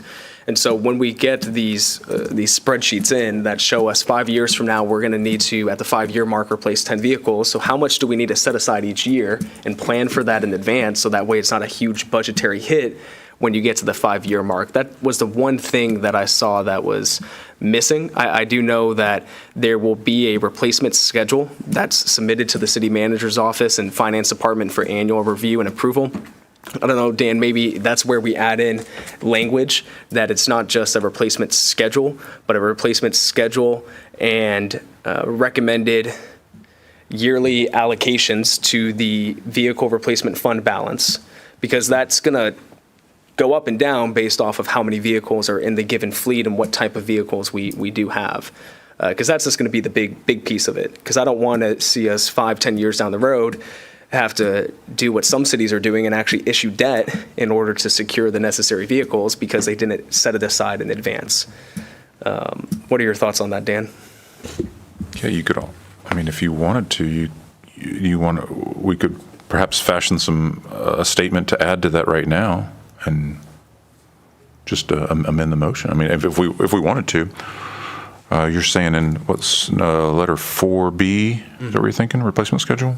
Yeah, and I mean, we can leave it to the discretion of staff, but maybe just make an amendment motion for section 4B, point 1, that language be added to not just include the replacement schedule, but yearly allocation of cost to meet said schedule. what that exact word would actually look like, I'm fine with leaving that discretion to the staff as long as that language is added. And then once it's added, whatever you guys feel like would be the correct verbiage, as long as that's proper. Can you just share with me what you mean by that? You're saying you want them to add funds ahead of time and be able to pull from that and stick to that schedule of whatever the budget is for that? Yeah, so it's essentially, if we know 5 years from now, a patrol car is going to need to be replaced, and we know the cost for that car is $60,000. But there's really no way to know that because of inflation and the car industry, and God forbid these tariffs stop all production like COVID, which could be very well happen, especially with a majority of our vehicles being manufactured in Mexico and a lot of the parts coming from China, they're assembled here. So my thought process is I think the idea is great to be able to say that, but we have to also just take account for we don't know what that would be in 5 years. So that's the only thing I'm trying to say. 100%. So whenever in the past, when the city set aside money in the vehicle replacement fund, and I asked the previous administration, why are you setting aside the amount that you're choosing? They said, we just take a guess and we hope that it's good. Oh. So having something that at least gives us what a projection is, knowing that there's going to be a variable, it might be higher, it might be lower. I just don't want to see us get 5-10 years down the road and we don't have any money that we've set aside. And then we find ourselves in a tough financial situation where we have to decide between replacing vehicles or adding staff because we haven't put aside the necessary money today to at least get us some of the way there. If that makes sense. No, totally makes sense. Yep. Yeah. If you make it yearly, if you do the yearly annual review, then you can make some adjustments knowing that, it'd be great if we have more than what's needed. Because then you're covered, but I'd rather have something than. I agree. So a formula for like an average accrual for each, so an accrual amount for each year, some type of formula to come up with that percentage to accrue each year. I think you're right. I think it's the percentage, not necessarily the dollar figures. The dollar figure we have to figure out during the budget, of course, but just the principle of, if pretend like the vehicle lasts 10 years, well, if you buy one today, then do you need to set aside 10% every single year for that 10 years as a, real elementary example? I would think the idea was as you get to the 5-year period and you've got at least, say, 60 to 70% of those funds already set aside to where you're not having to hit a budget for over 25% of that cost. Yeah, absolutely. Yeah. I have a follow-up question also. Have we considered what the leasing programs look like and how that offsets our budget? And I know some places like to lease because they get to keep more of their capital versus going out and dropping capital right off the bat and then have a depreciating asset, especially for this amount of vehicles. Does that not work? We actually had some meetings with some leasing companies, and it just we didn't have that warm and fuzzy feeling, I guess you would say, because there were some things in there that we just didn't. It would work really well in one aspect of the city, but for the police side, it really wouldn't work well on that side. And that's to be expected because they're completely different departments. Correct. You can't really lump them in. There's some cities that do it, but there was just something there that it wasn't really feasible for us at this time. It wasn't feasible to lease them. Correct. So it made more financial sense to pay cash up front. It was actually going to be more expensive. It's going to be more expensive.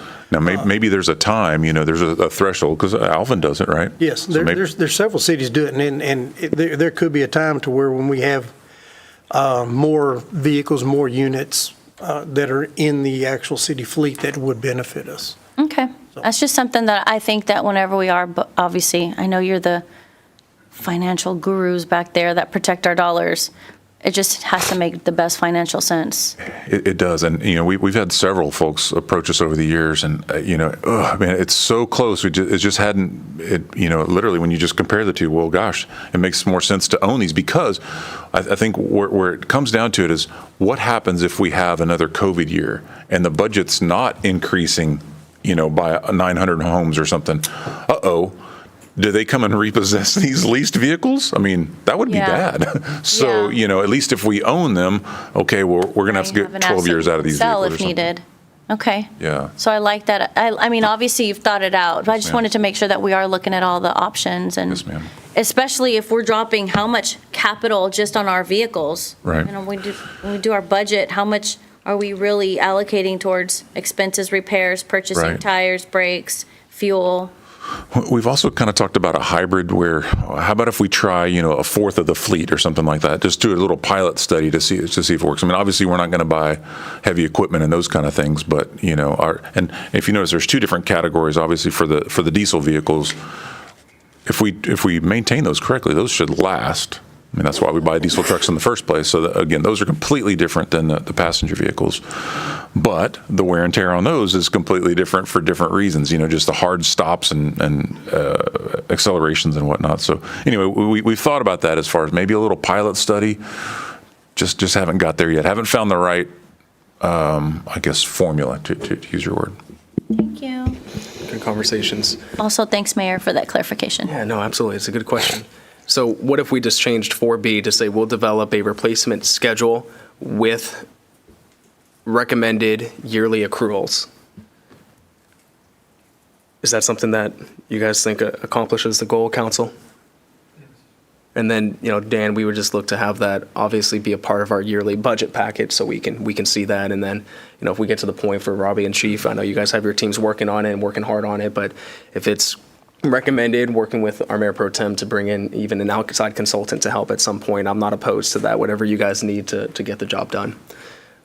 So I'll make a motion to amend. Can I ask one question before you? Yeah, absolutely. Was there anything in here about electric? There was, and we took it out. Yeah. For certain things, I just wonder. I mean, I know what you need. We could get Tesla police vehicles, right?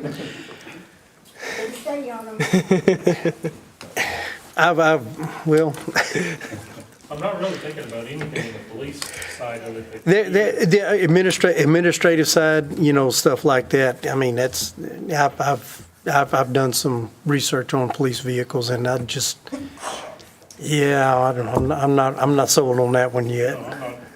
But as far, like for your administrative staff, for example, the unit I drive, there's. We could do something with that, because I'm not out there all the time running the roads. But there's something can be. Personally, I don't want an electric vehicle. I'm sorry, Tammy, but Put you in a Prius. as long as this baby, Put you in a Prius. Administrative, or when we have a senior center, that'd be perfect for riding around town. Sure. I'd love to keep that in the sites, because part of our strategic plan talks about environment. So, let's be strategic when we start thinking down the lines for different things that we develop, and keep that in the plan. And those do come with some grant opportunities from time to time. So Yeah. we keep our eye on that. Just if we find the right mix and the right use for it, certainly. They said for now, big asterisk there. We'll see what happens with the current administration. So, council, I'm going to make a motion to amend. This is not the main motion yet. A motion to amend 4B.1 to include will develop a replacement schedule and recommended yearly accruals. Do I have a second for that amending motion?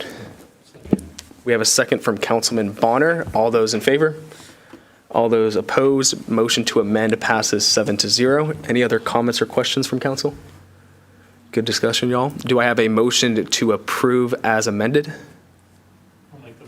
We have a motion from Councilman Bonner. We have a second from Councilman Perry. All those in favor?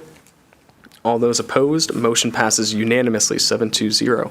Appreciate staff's work on this. Great job. First time we've had a policy like this, and you can see all the work and analysis that went into it, so thank you for that. Our second agenda item, consideration and possible action to approve Resolution 2025-R-04. We did have a great presentation during our workshop. Thank you again for that. We did not have a lot of time for questions, so I'd like to open it up to see if there's any questions or comments right now, and if not, we will make a motion. The strategic plan, that's correct. 2045, it's going to be here before we know it, right?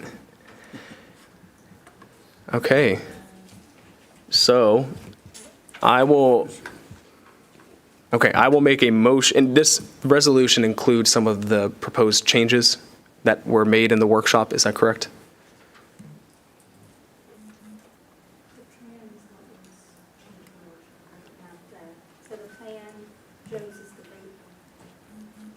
The latest plan that you had given me is what they've got in their packets.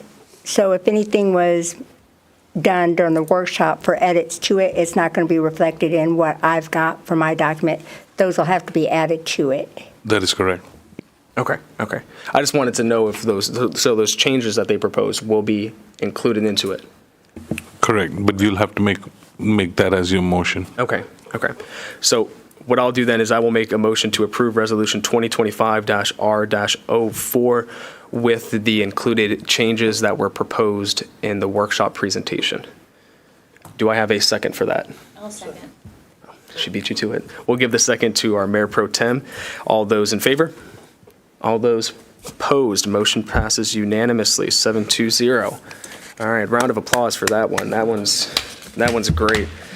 Thank you, Gary and Jennifer. Now, onwards and upwards, right? We have the comprehensive plan and the master thoroughfare plan, David, that's being worked on, correct? Awesome. All right, well, guys, thank you for being here tonight and all your work on this. It's a big thing, big accomplishment there. Next, we have agenda item number 3. Consideration and possible action to approve ordinance 2025-0-05. Tammy? So this one is just an ordinance calling the election for May 3rd, 2025 for Place 4 and Place 6. Also approving the joint contract with the county to conduct our elections. So they actually conduct the elections, and our role is just ordering the election and publishing the notice of the election, and then, of course, the canvass, and getting the information out about the election. So nothing new has popped up from previous years for this one, so that's good news. So just asking you to order the election. Awesome. Thank you, Tammy. And when does filing close for the 2 open positions? It will close on Valentine's Day. That's Friday. We will be open till 5 o'clock that day for anyone that comes in late that wants to file. Okay, awesome. And right now, I believe we have 3 that have filed for one position, 2 that have filed for another. Is that correct? That's correct. Awesome. Thank you, Tammy. Any comments or questions about this one, Council? All right. Do I have a motion for this agenda item, Councilman Lands? We have a motion to approve from Councilman Lands. Do I have a second? I'll second. We have a second from our Mayor Pro Tem. All those in favor? All those opposed? Motion passes unanimously, 7-0. Moving on to agenda item number 4. This is consideration and possible action to approve the first amended and restated retail water and wastewater agreement between the City of Manvel and Brazoria County Municipal District number 57. Dan? Yes, Mayor and Council. So Mud 57 is one of the 2 Meridiana muds in the city of Manvel. Mud 57 is the part that's closest to town, if you will. Mud 56 is the one closer to Iowa Colony. And so once you come up Meridiana Parkway and you come over the railroad tracks and the canal and everything, the area where like Next Level is and the area just on the other side of Meridiana Parkway, that's all Mud 57. Obviously, Mud 56 and 57 have utilities, water and sewer, but they're on the other side of the tracks. So all that to say, the stuff on this side, the city is providing water and wastewater to those commercial developments right there on Highway 6 and Meridiana Parkway. We already have this agreement in place. They had guessed that they would need 57 water connections and 45 wastewater connections, and we just did this agreement a year or 2 ago, and it turns out they're going to need 70 for both, or about 70 for both. So this is just amending the agreement that we already have with them. Awesome. Thank you, Dan. Any comments or questions from council? Hearing none, do I have a motion for this agenda item? I'll make a motion. We have a motion from our Mayor Pro Tem. Do I have a second? I'll second. We have a second from Councilman Hudson. All those in favor? All those opposed? Motion passes unanimously, 7-0. Agenda item number 5, acceptance of the Capital Improvements Advisory Committee report forwarded with favorable recommendations by the CIAC on January 16th of 2025, vote 5-0. Dan or Joe's? Sure. Just a refresher, the CIAC, that's the group that it used to be for many years. It was just planning, development, and zoning.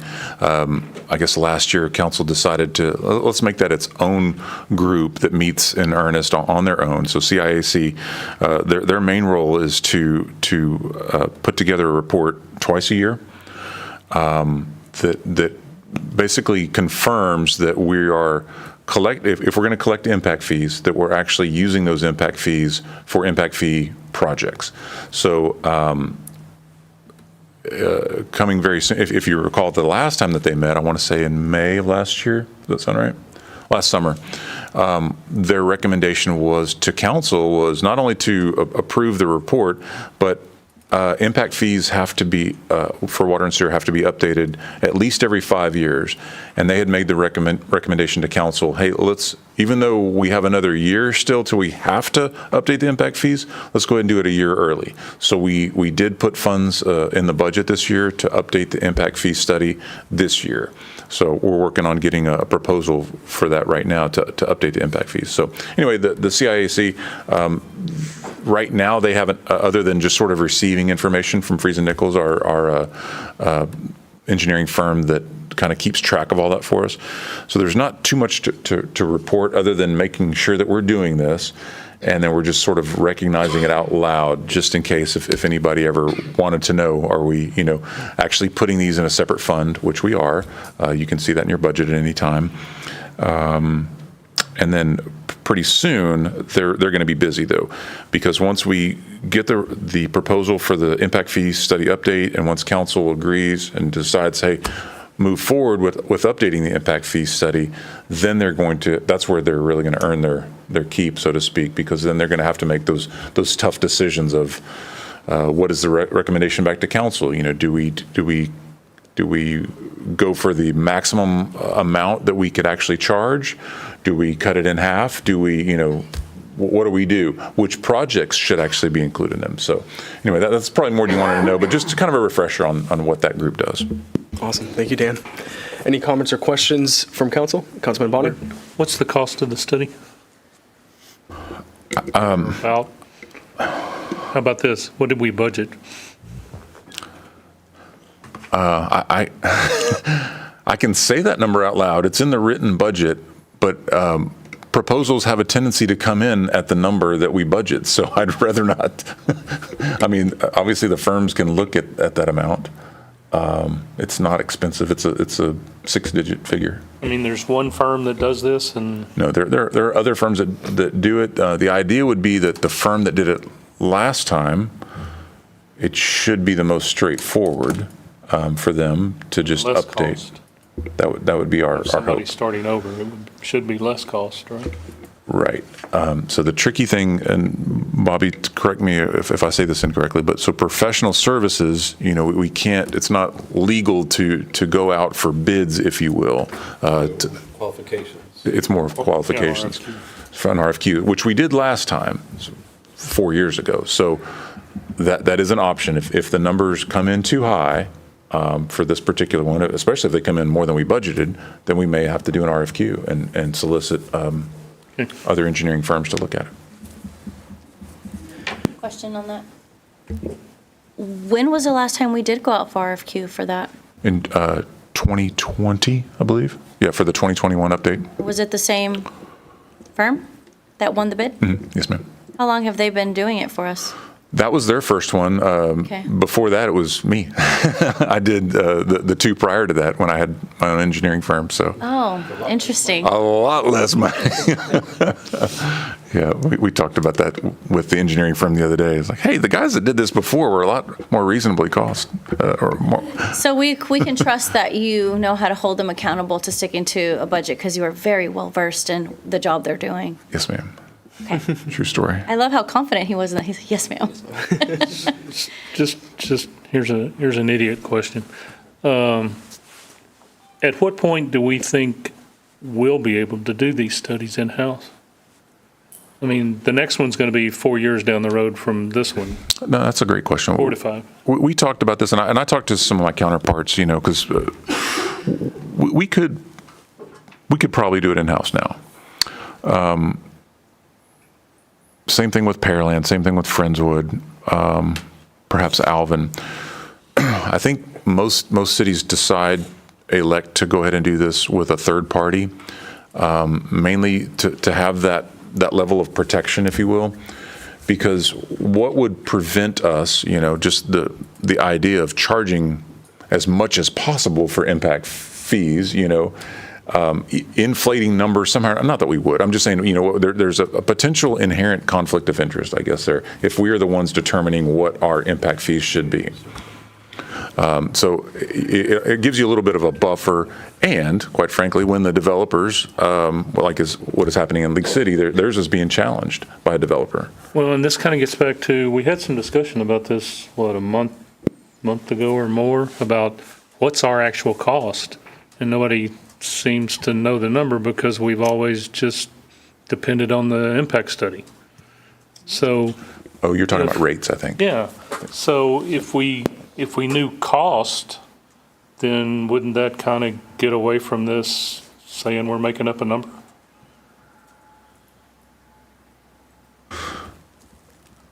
So I think you're talking about water and sewer rates, right? Well, that too. Right. But I mean, for everything, it seems we need to get a better handle on what's our cost. Sure. I think sometimes we're depending on somebody else just because maybe it's, and I understand it's manpower at some point, because it takes people to get the data, but. Well, so for impact fees, it's a pretty simple calculation. It's how much are you going to do, how much you plan on doing capital improvements over the next, when you look at 5 years and 10 years, how much work, how much water and sewer work are you going to actually do? Divided by how many people do you think are going to be? It's a crystal ball, look. It is. So that's why I say you want that buffer there, because if your demographics aren't such, if they're not solid on how you're estimating that growth, you could drastically swing the number one way or the other. If it's divided by 10,000 people, that's one number. If it's divided by 100,000 people, that's a completely different number.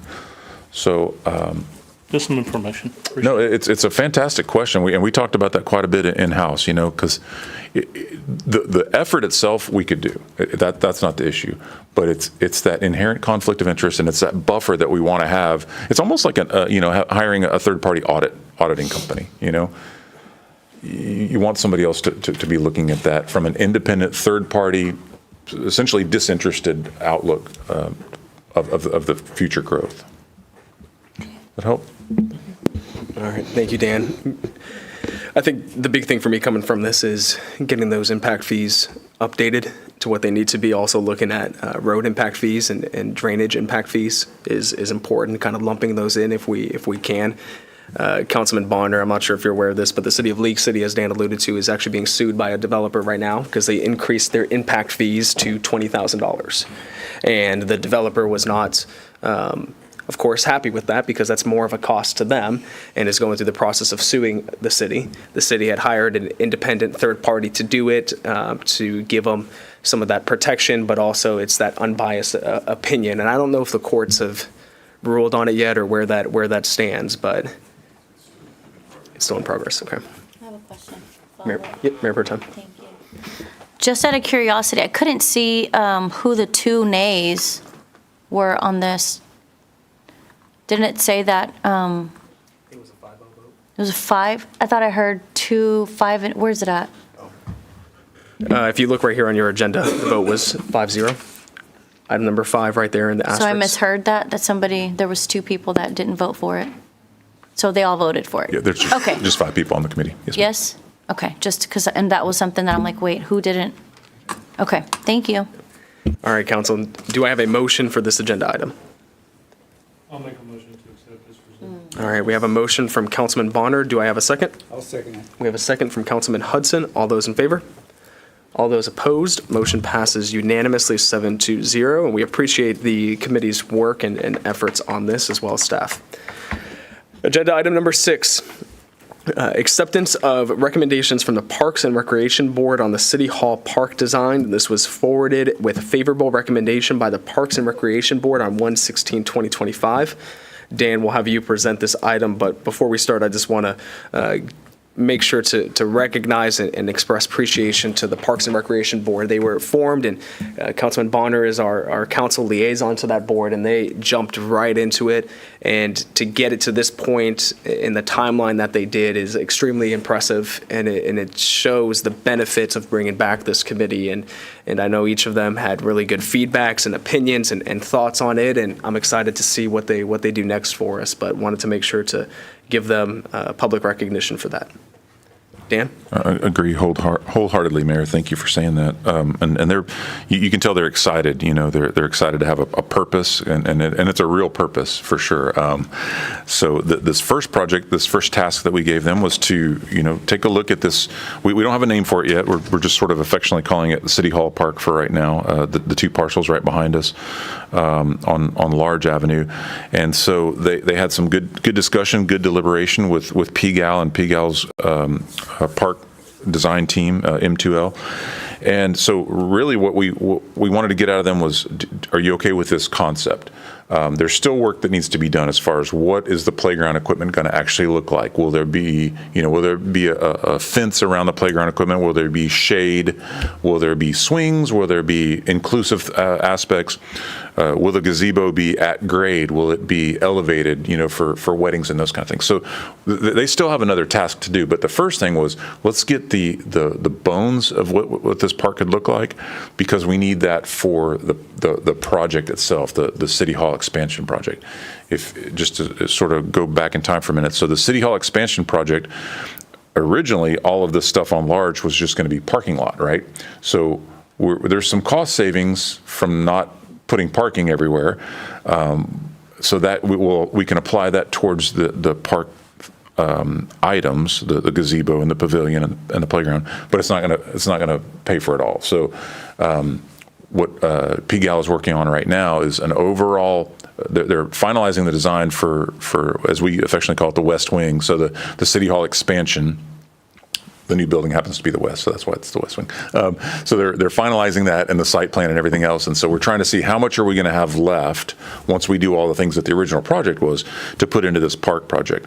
What we recommended to the Parks Board, and they agreed, is that we include all of these different items as what we call ad alternates, so that way when we go out for bids, we'll get real numbers, not just conceptual budgetary numbers. We'll get real numbers from the contractors to do these different items. So the whole project is not going to be completed by the end of this fiscal year.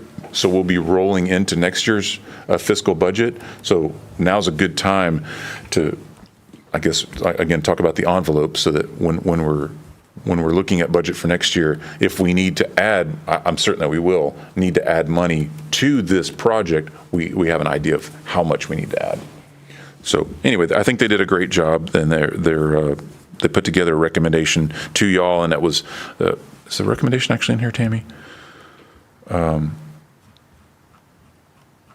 Sorry. Okay, well, I guess just the recommendation was that basically we do, which slide is that? Sorry, I just lost it. Is it slide number 5? It's like it's slide number 5. Yeah. So that's what the site plan concept would look like once it's all said and done. At a minimum, we would go with phase 1, which is slide number 6. So that gets the bare bones. Certainly gives us a place to even do Manvel Market day 1 right there on the green space. Hopefully, still, I really want to push for the restrooms in the first phase for sure, because we need outdoor restrooms right now. When we have Manvel Market, we pretty much have to have somebody manning City Hall so folks can come in. So the idea of having restrooms out there would be great. We'll have to talk about, is it lit up at night? Is it accessible at night?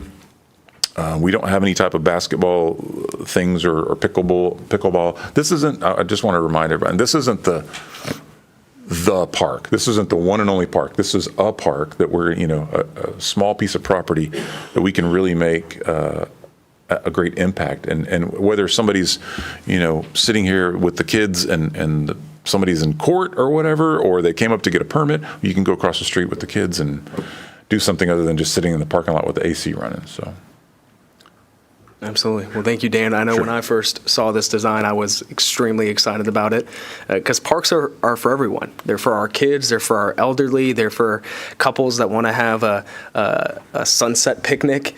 And I think this, my wife and I like to do that. Whenever my grandparents watch the kids, we like to go do picnics, put our phones away, and just enjoy time with each other.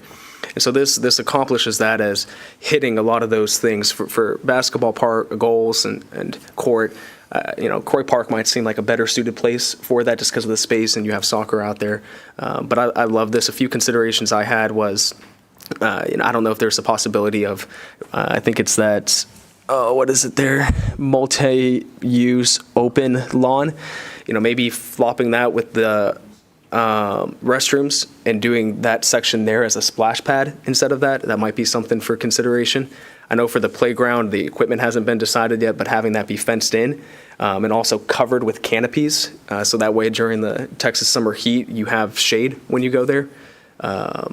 But I really like it. I'd love to see us do it all at once. I know there's been talks about funding. The 2 acres that we sold, I think might be perfect opportunity to allocate that funding to this, and I'd be more than willing to consider that. But I think this is great work. And Councilman Bonner, I know you as the liaison there would love to get your feedback. Yeah, a couple of things. You mentioned that open space. One of the discussions we had with PCAL was that there would be stanchions,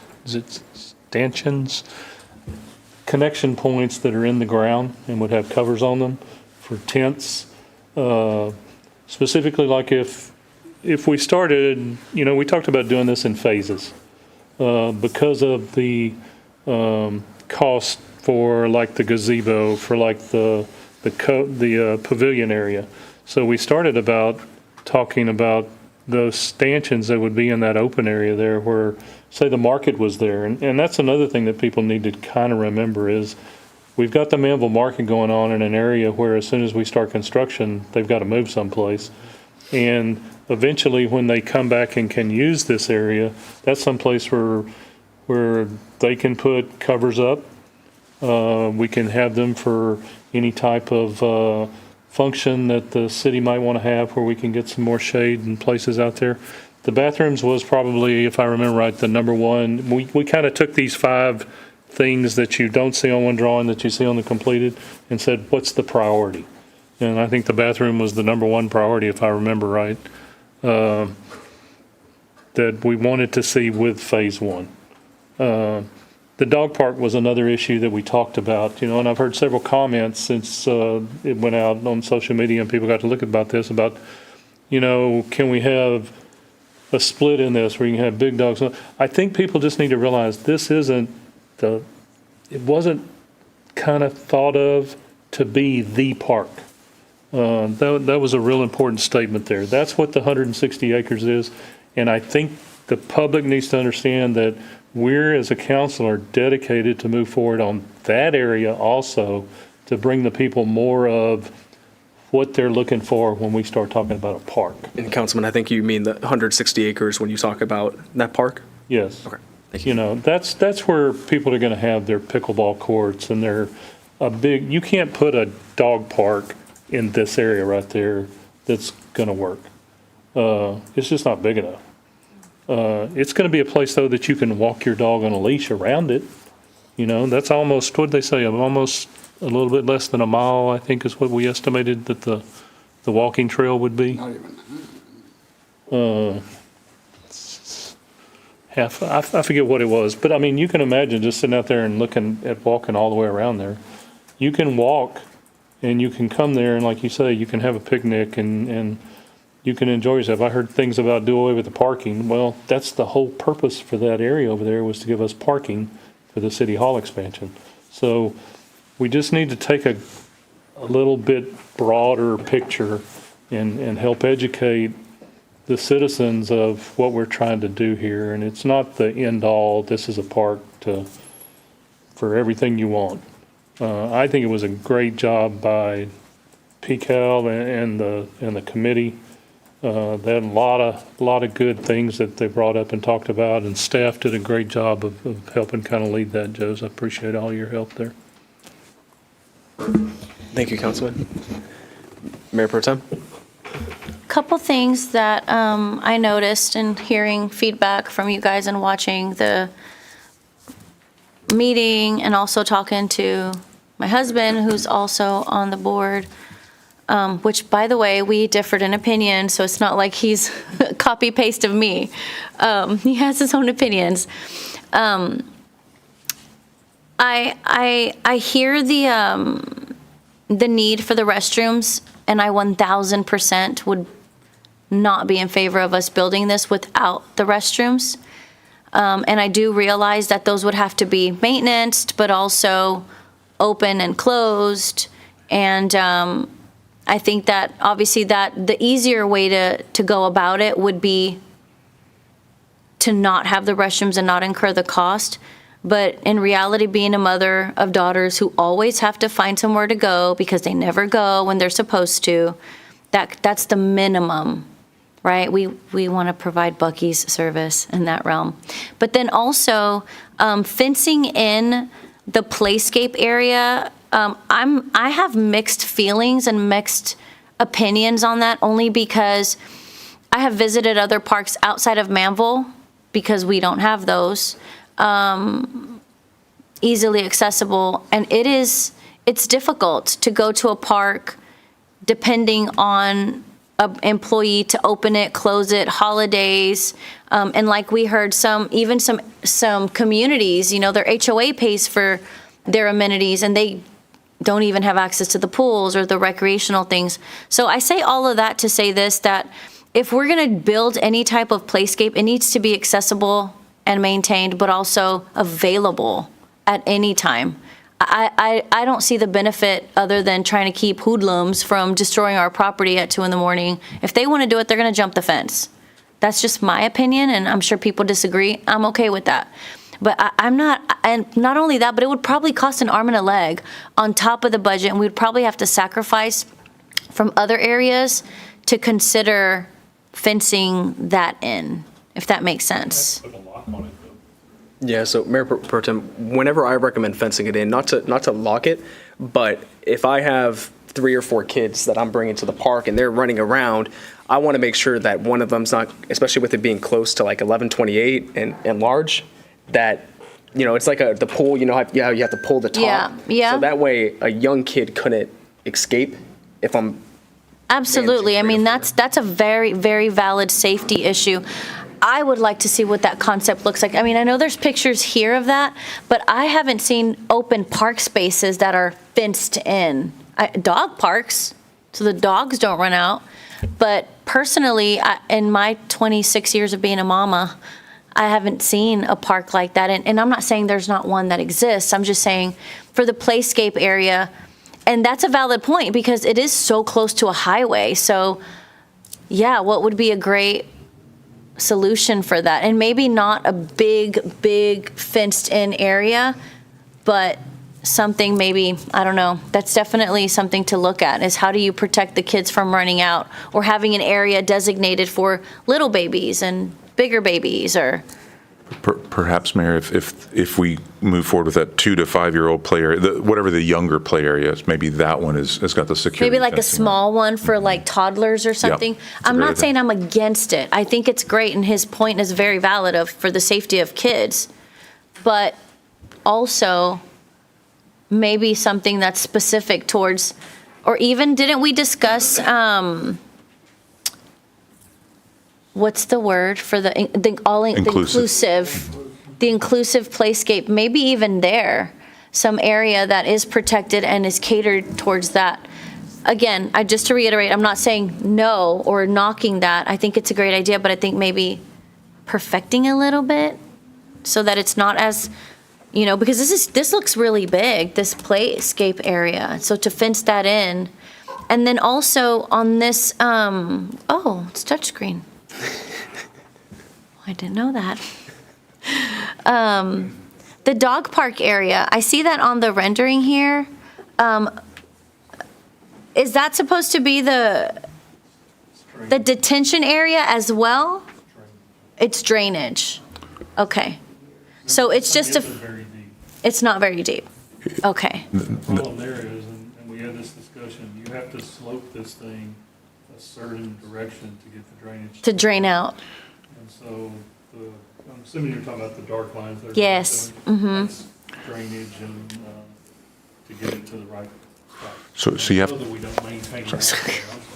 So is it like, forgive me for not knowing, like the French drains or something like that, where it takes the water and it pushes it out? Yeah, we call it a pilot channel. Okay. And you see those, believe it or not, there's one in the pond right next to us, but you can hardly ever see it. So usually they're just a very small little concrete, probably not even as wide as a sidewalk, but it's just a way to make sure that the water, encourage the water to go to the actual outfall. So what they're proposing here is that maybe it's something a little more artistically friendly, something maybe aesthetically pleasing, yeah. Okay. Exactly.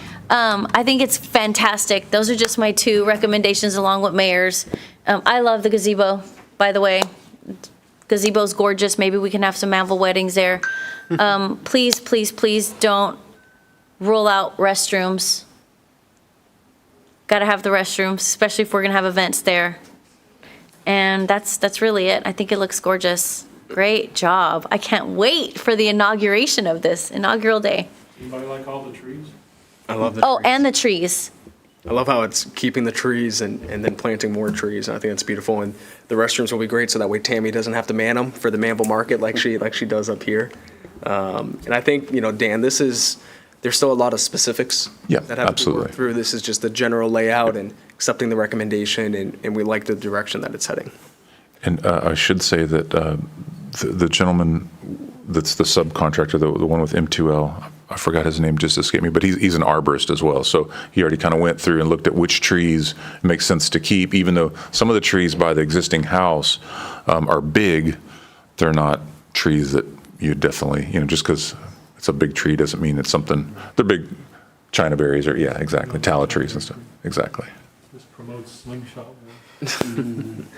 Any other questions or comments from council? Mayor Pro Tem. There's one thing on here they didn't kind of show, and that was still the concept is there to put something in the roads to be able to block that off for events. Like, and we talked back about where behind the retention pond here, starting it right there where it wouldn't block the store's entrance and exit. Something like that was still talked about. To start off, it's probably just barricades. Maybe someday we get those things like they have around the White House, where they pop up the bollards come up at it. Yeah. Put those yellow, I've seen those at the church where those shouldn't cost. Hey, Dan, we got it. This is the year of dreaming big. It is. As Councilman Bonner said, we got to dream it. If we dream it, then, build it, they will come. Yes. And you can, I think some of those, you can put a trigger for the police officer sitting there, right? And he can make them come up real fast if somebody's going too fast on the road. No? Spikes come out the ground. It's a thought. And I love, Mayor Pro Tem, how you said, made sure to say inclusivity at the playground. That's something that I know Councilman Oplager has talked a lot about, and it's a very big deal, so I appreciate that. I talked to a couple of those companies at the conference, and they're just sitting here. In fact, I get an email about once a month from the 3 or 4 of them that I talk to. Are y'all ready for us to give you a bid? So there's 3 or 4 of them there that are ready. They talk about grants to do some of this stuff. So that's something we need to think about too when we start doing those bids for the playground equipment, especially. They're and all inclusive. There's a lot of grant opportunity out there. Absolutely. One last thing. I don't see swings. Adults like to swing. I think there's a picture of me at Croy Park swinging somewhere in the universe. Yes, I love swinging. I don't jump off anymore when it's in the air. I think my knees would probably crack into 2.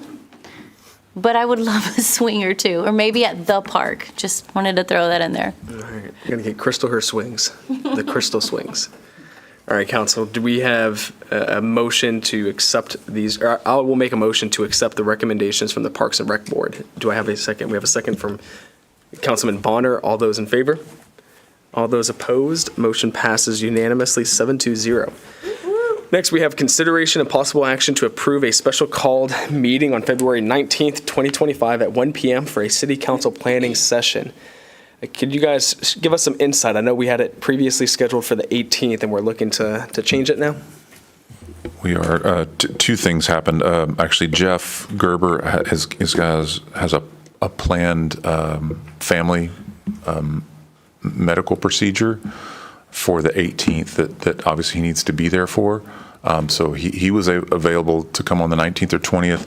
And at the same time, I think it turned out that the courts needed to use the room on the 18th. So the combination of the two of those things just didn't make the 18th work out. So I appreciate y'all being flexible about that. It works out a little better. Really.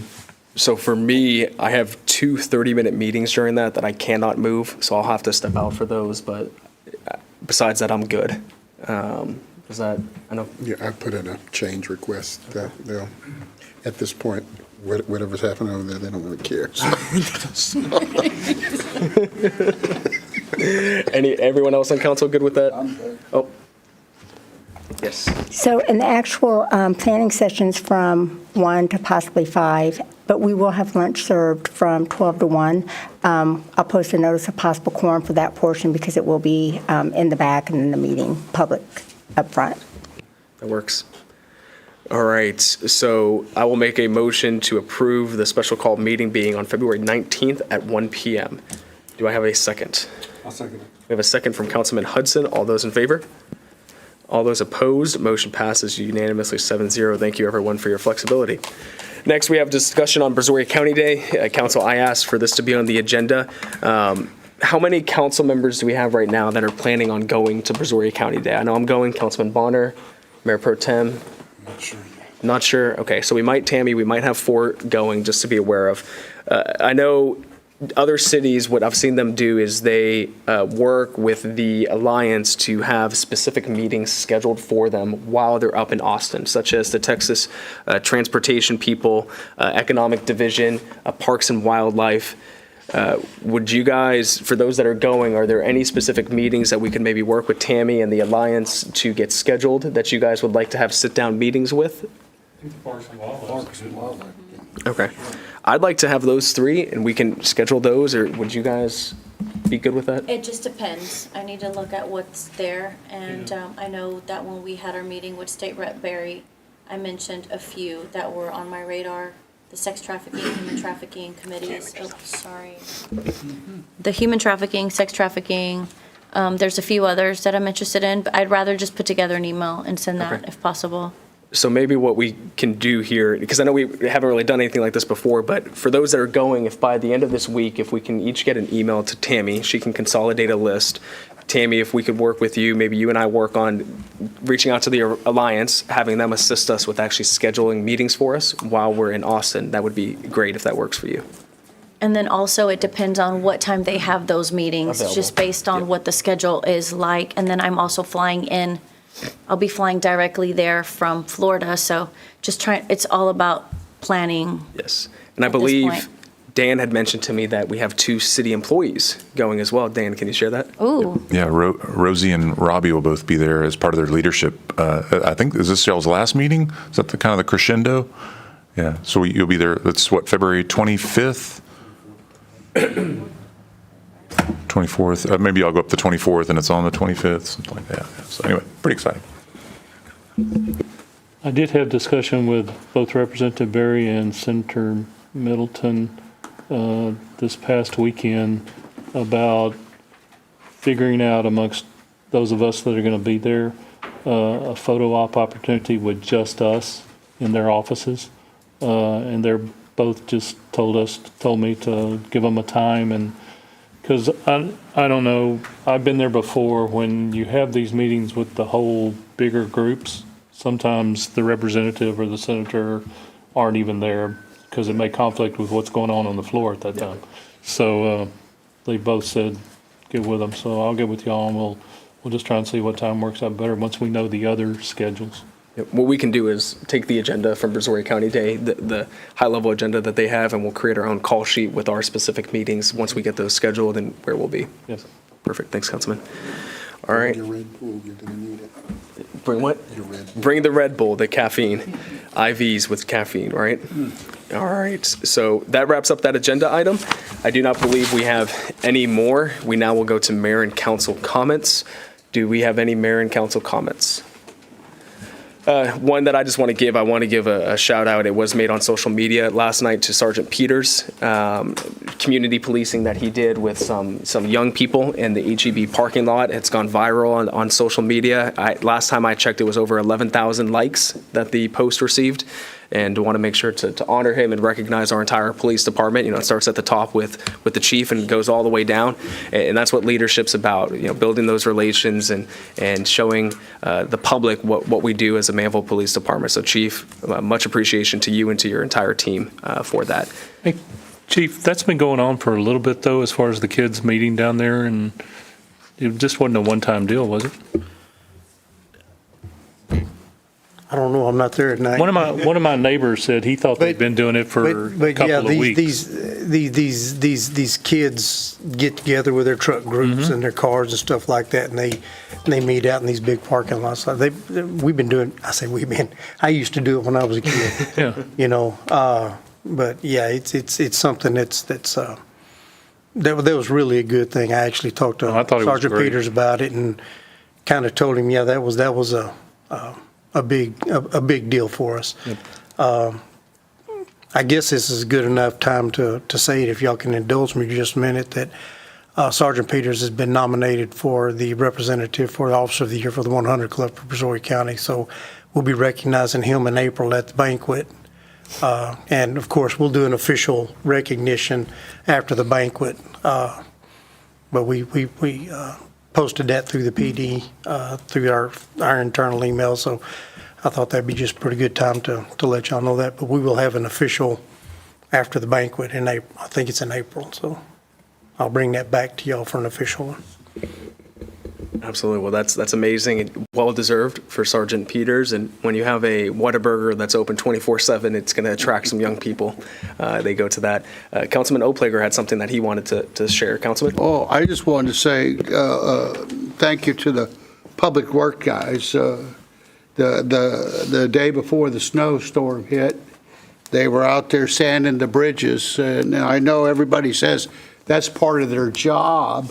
But while everybody else was at home getting ready for the storm, those guys were out there. I saw them on the bridge. I stopped and spoke with them real briefly. But I just wanted to say thank you, guys. Please pass it on to your crew. I know there's probably not a lot we could do for them other than saying thanks, but it was appreciated. I have another kudo for your construction contractor working down Lewis. I think they're doing a good job of keeping all that traffic safe.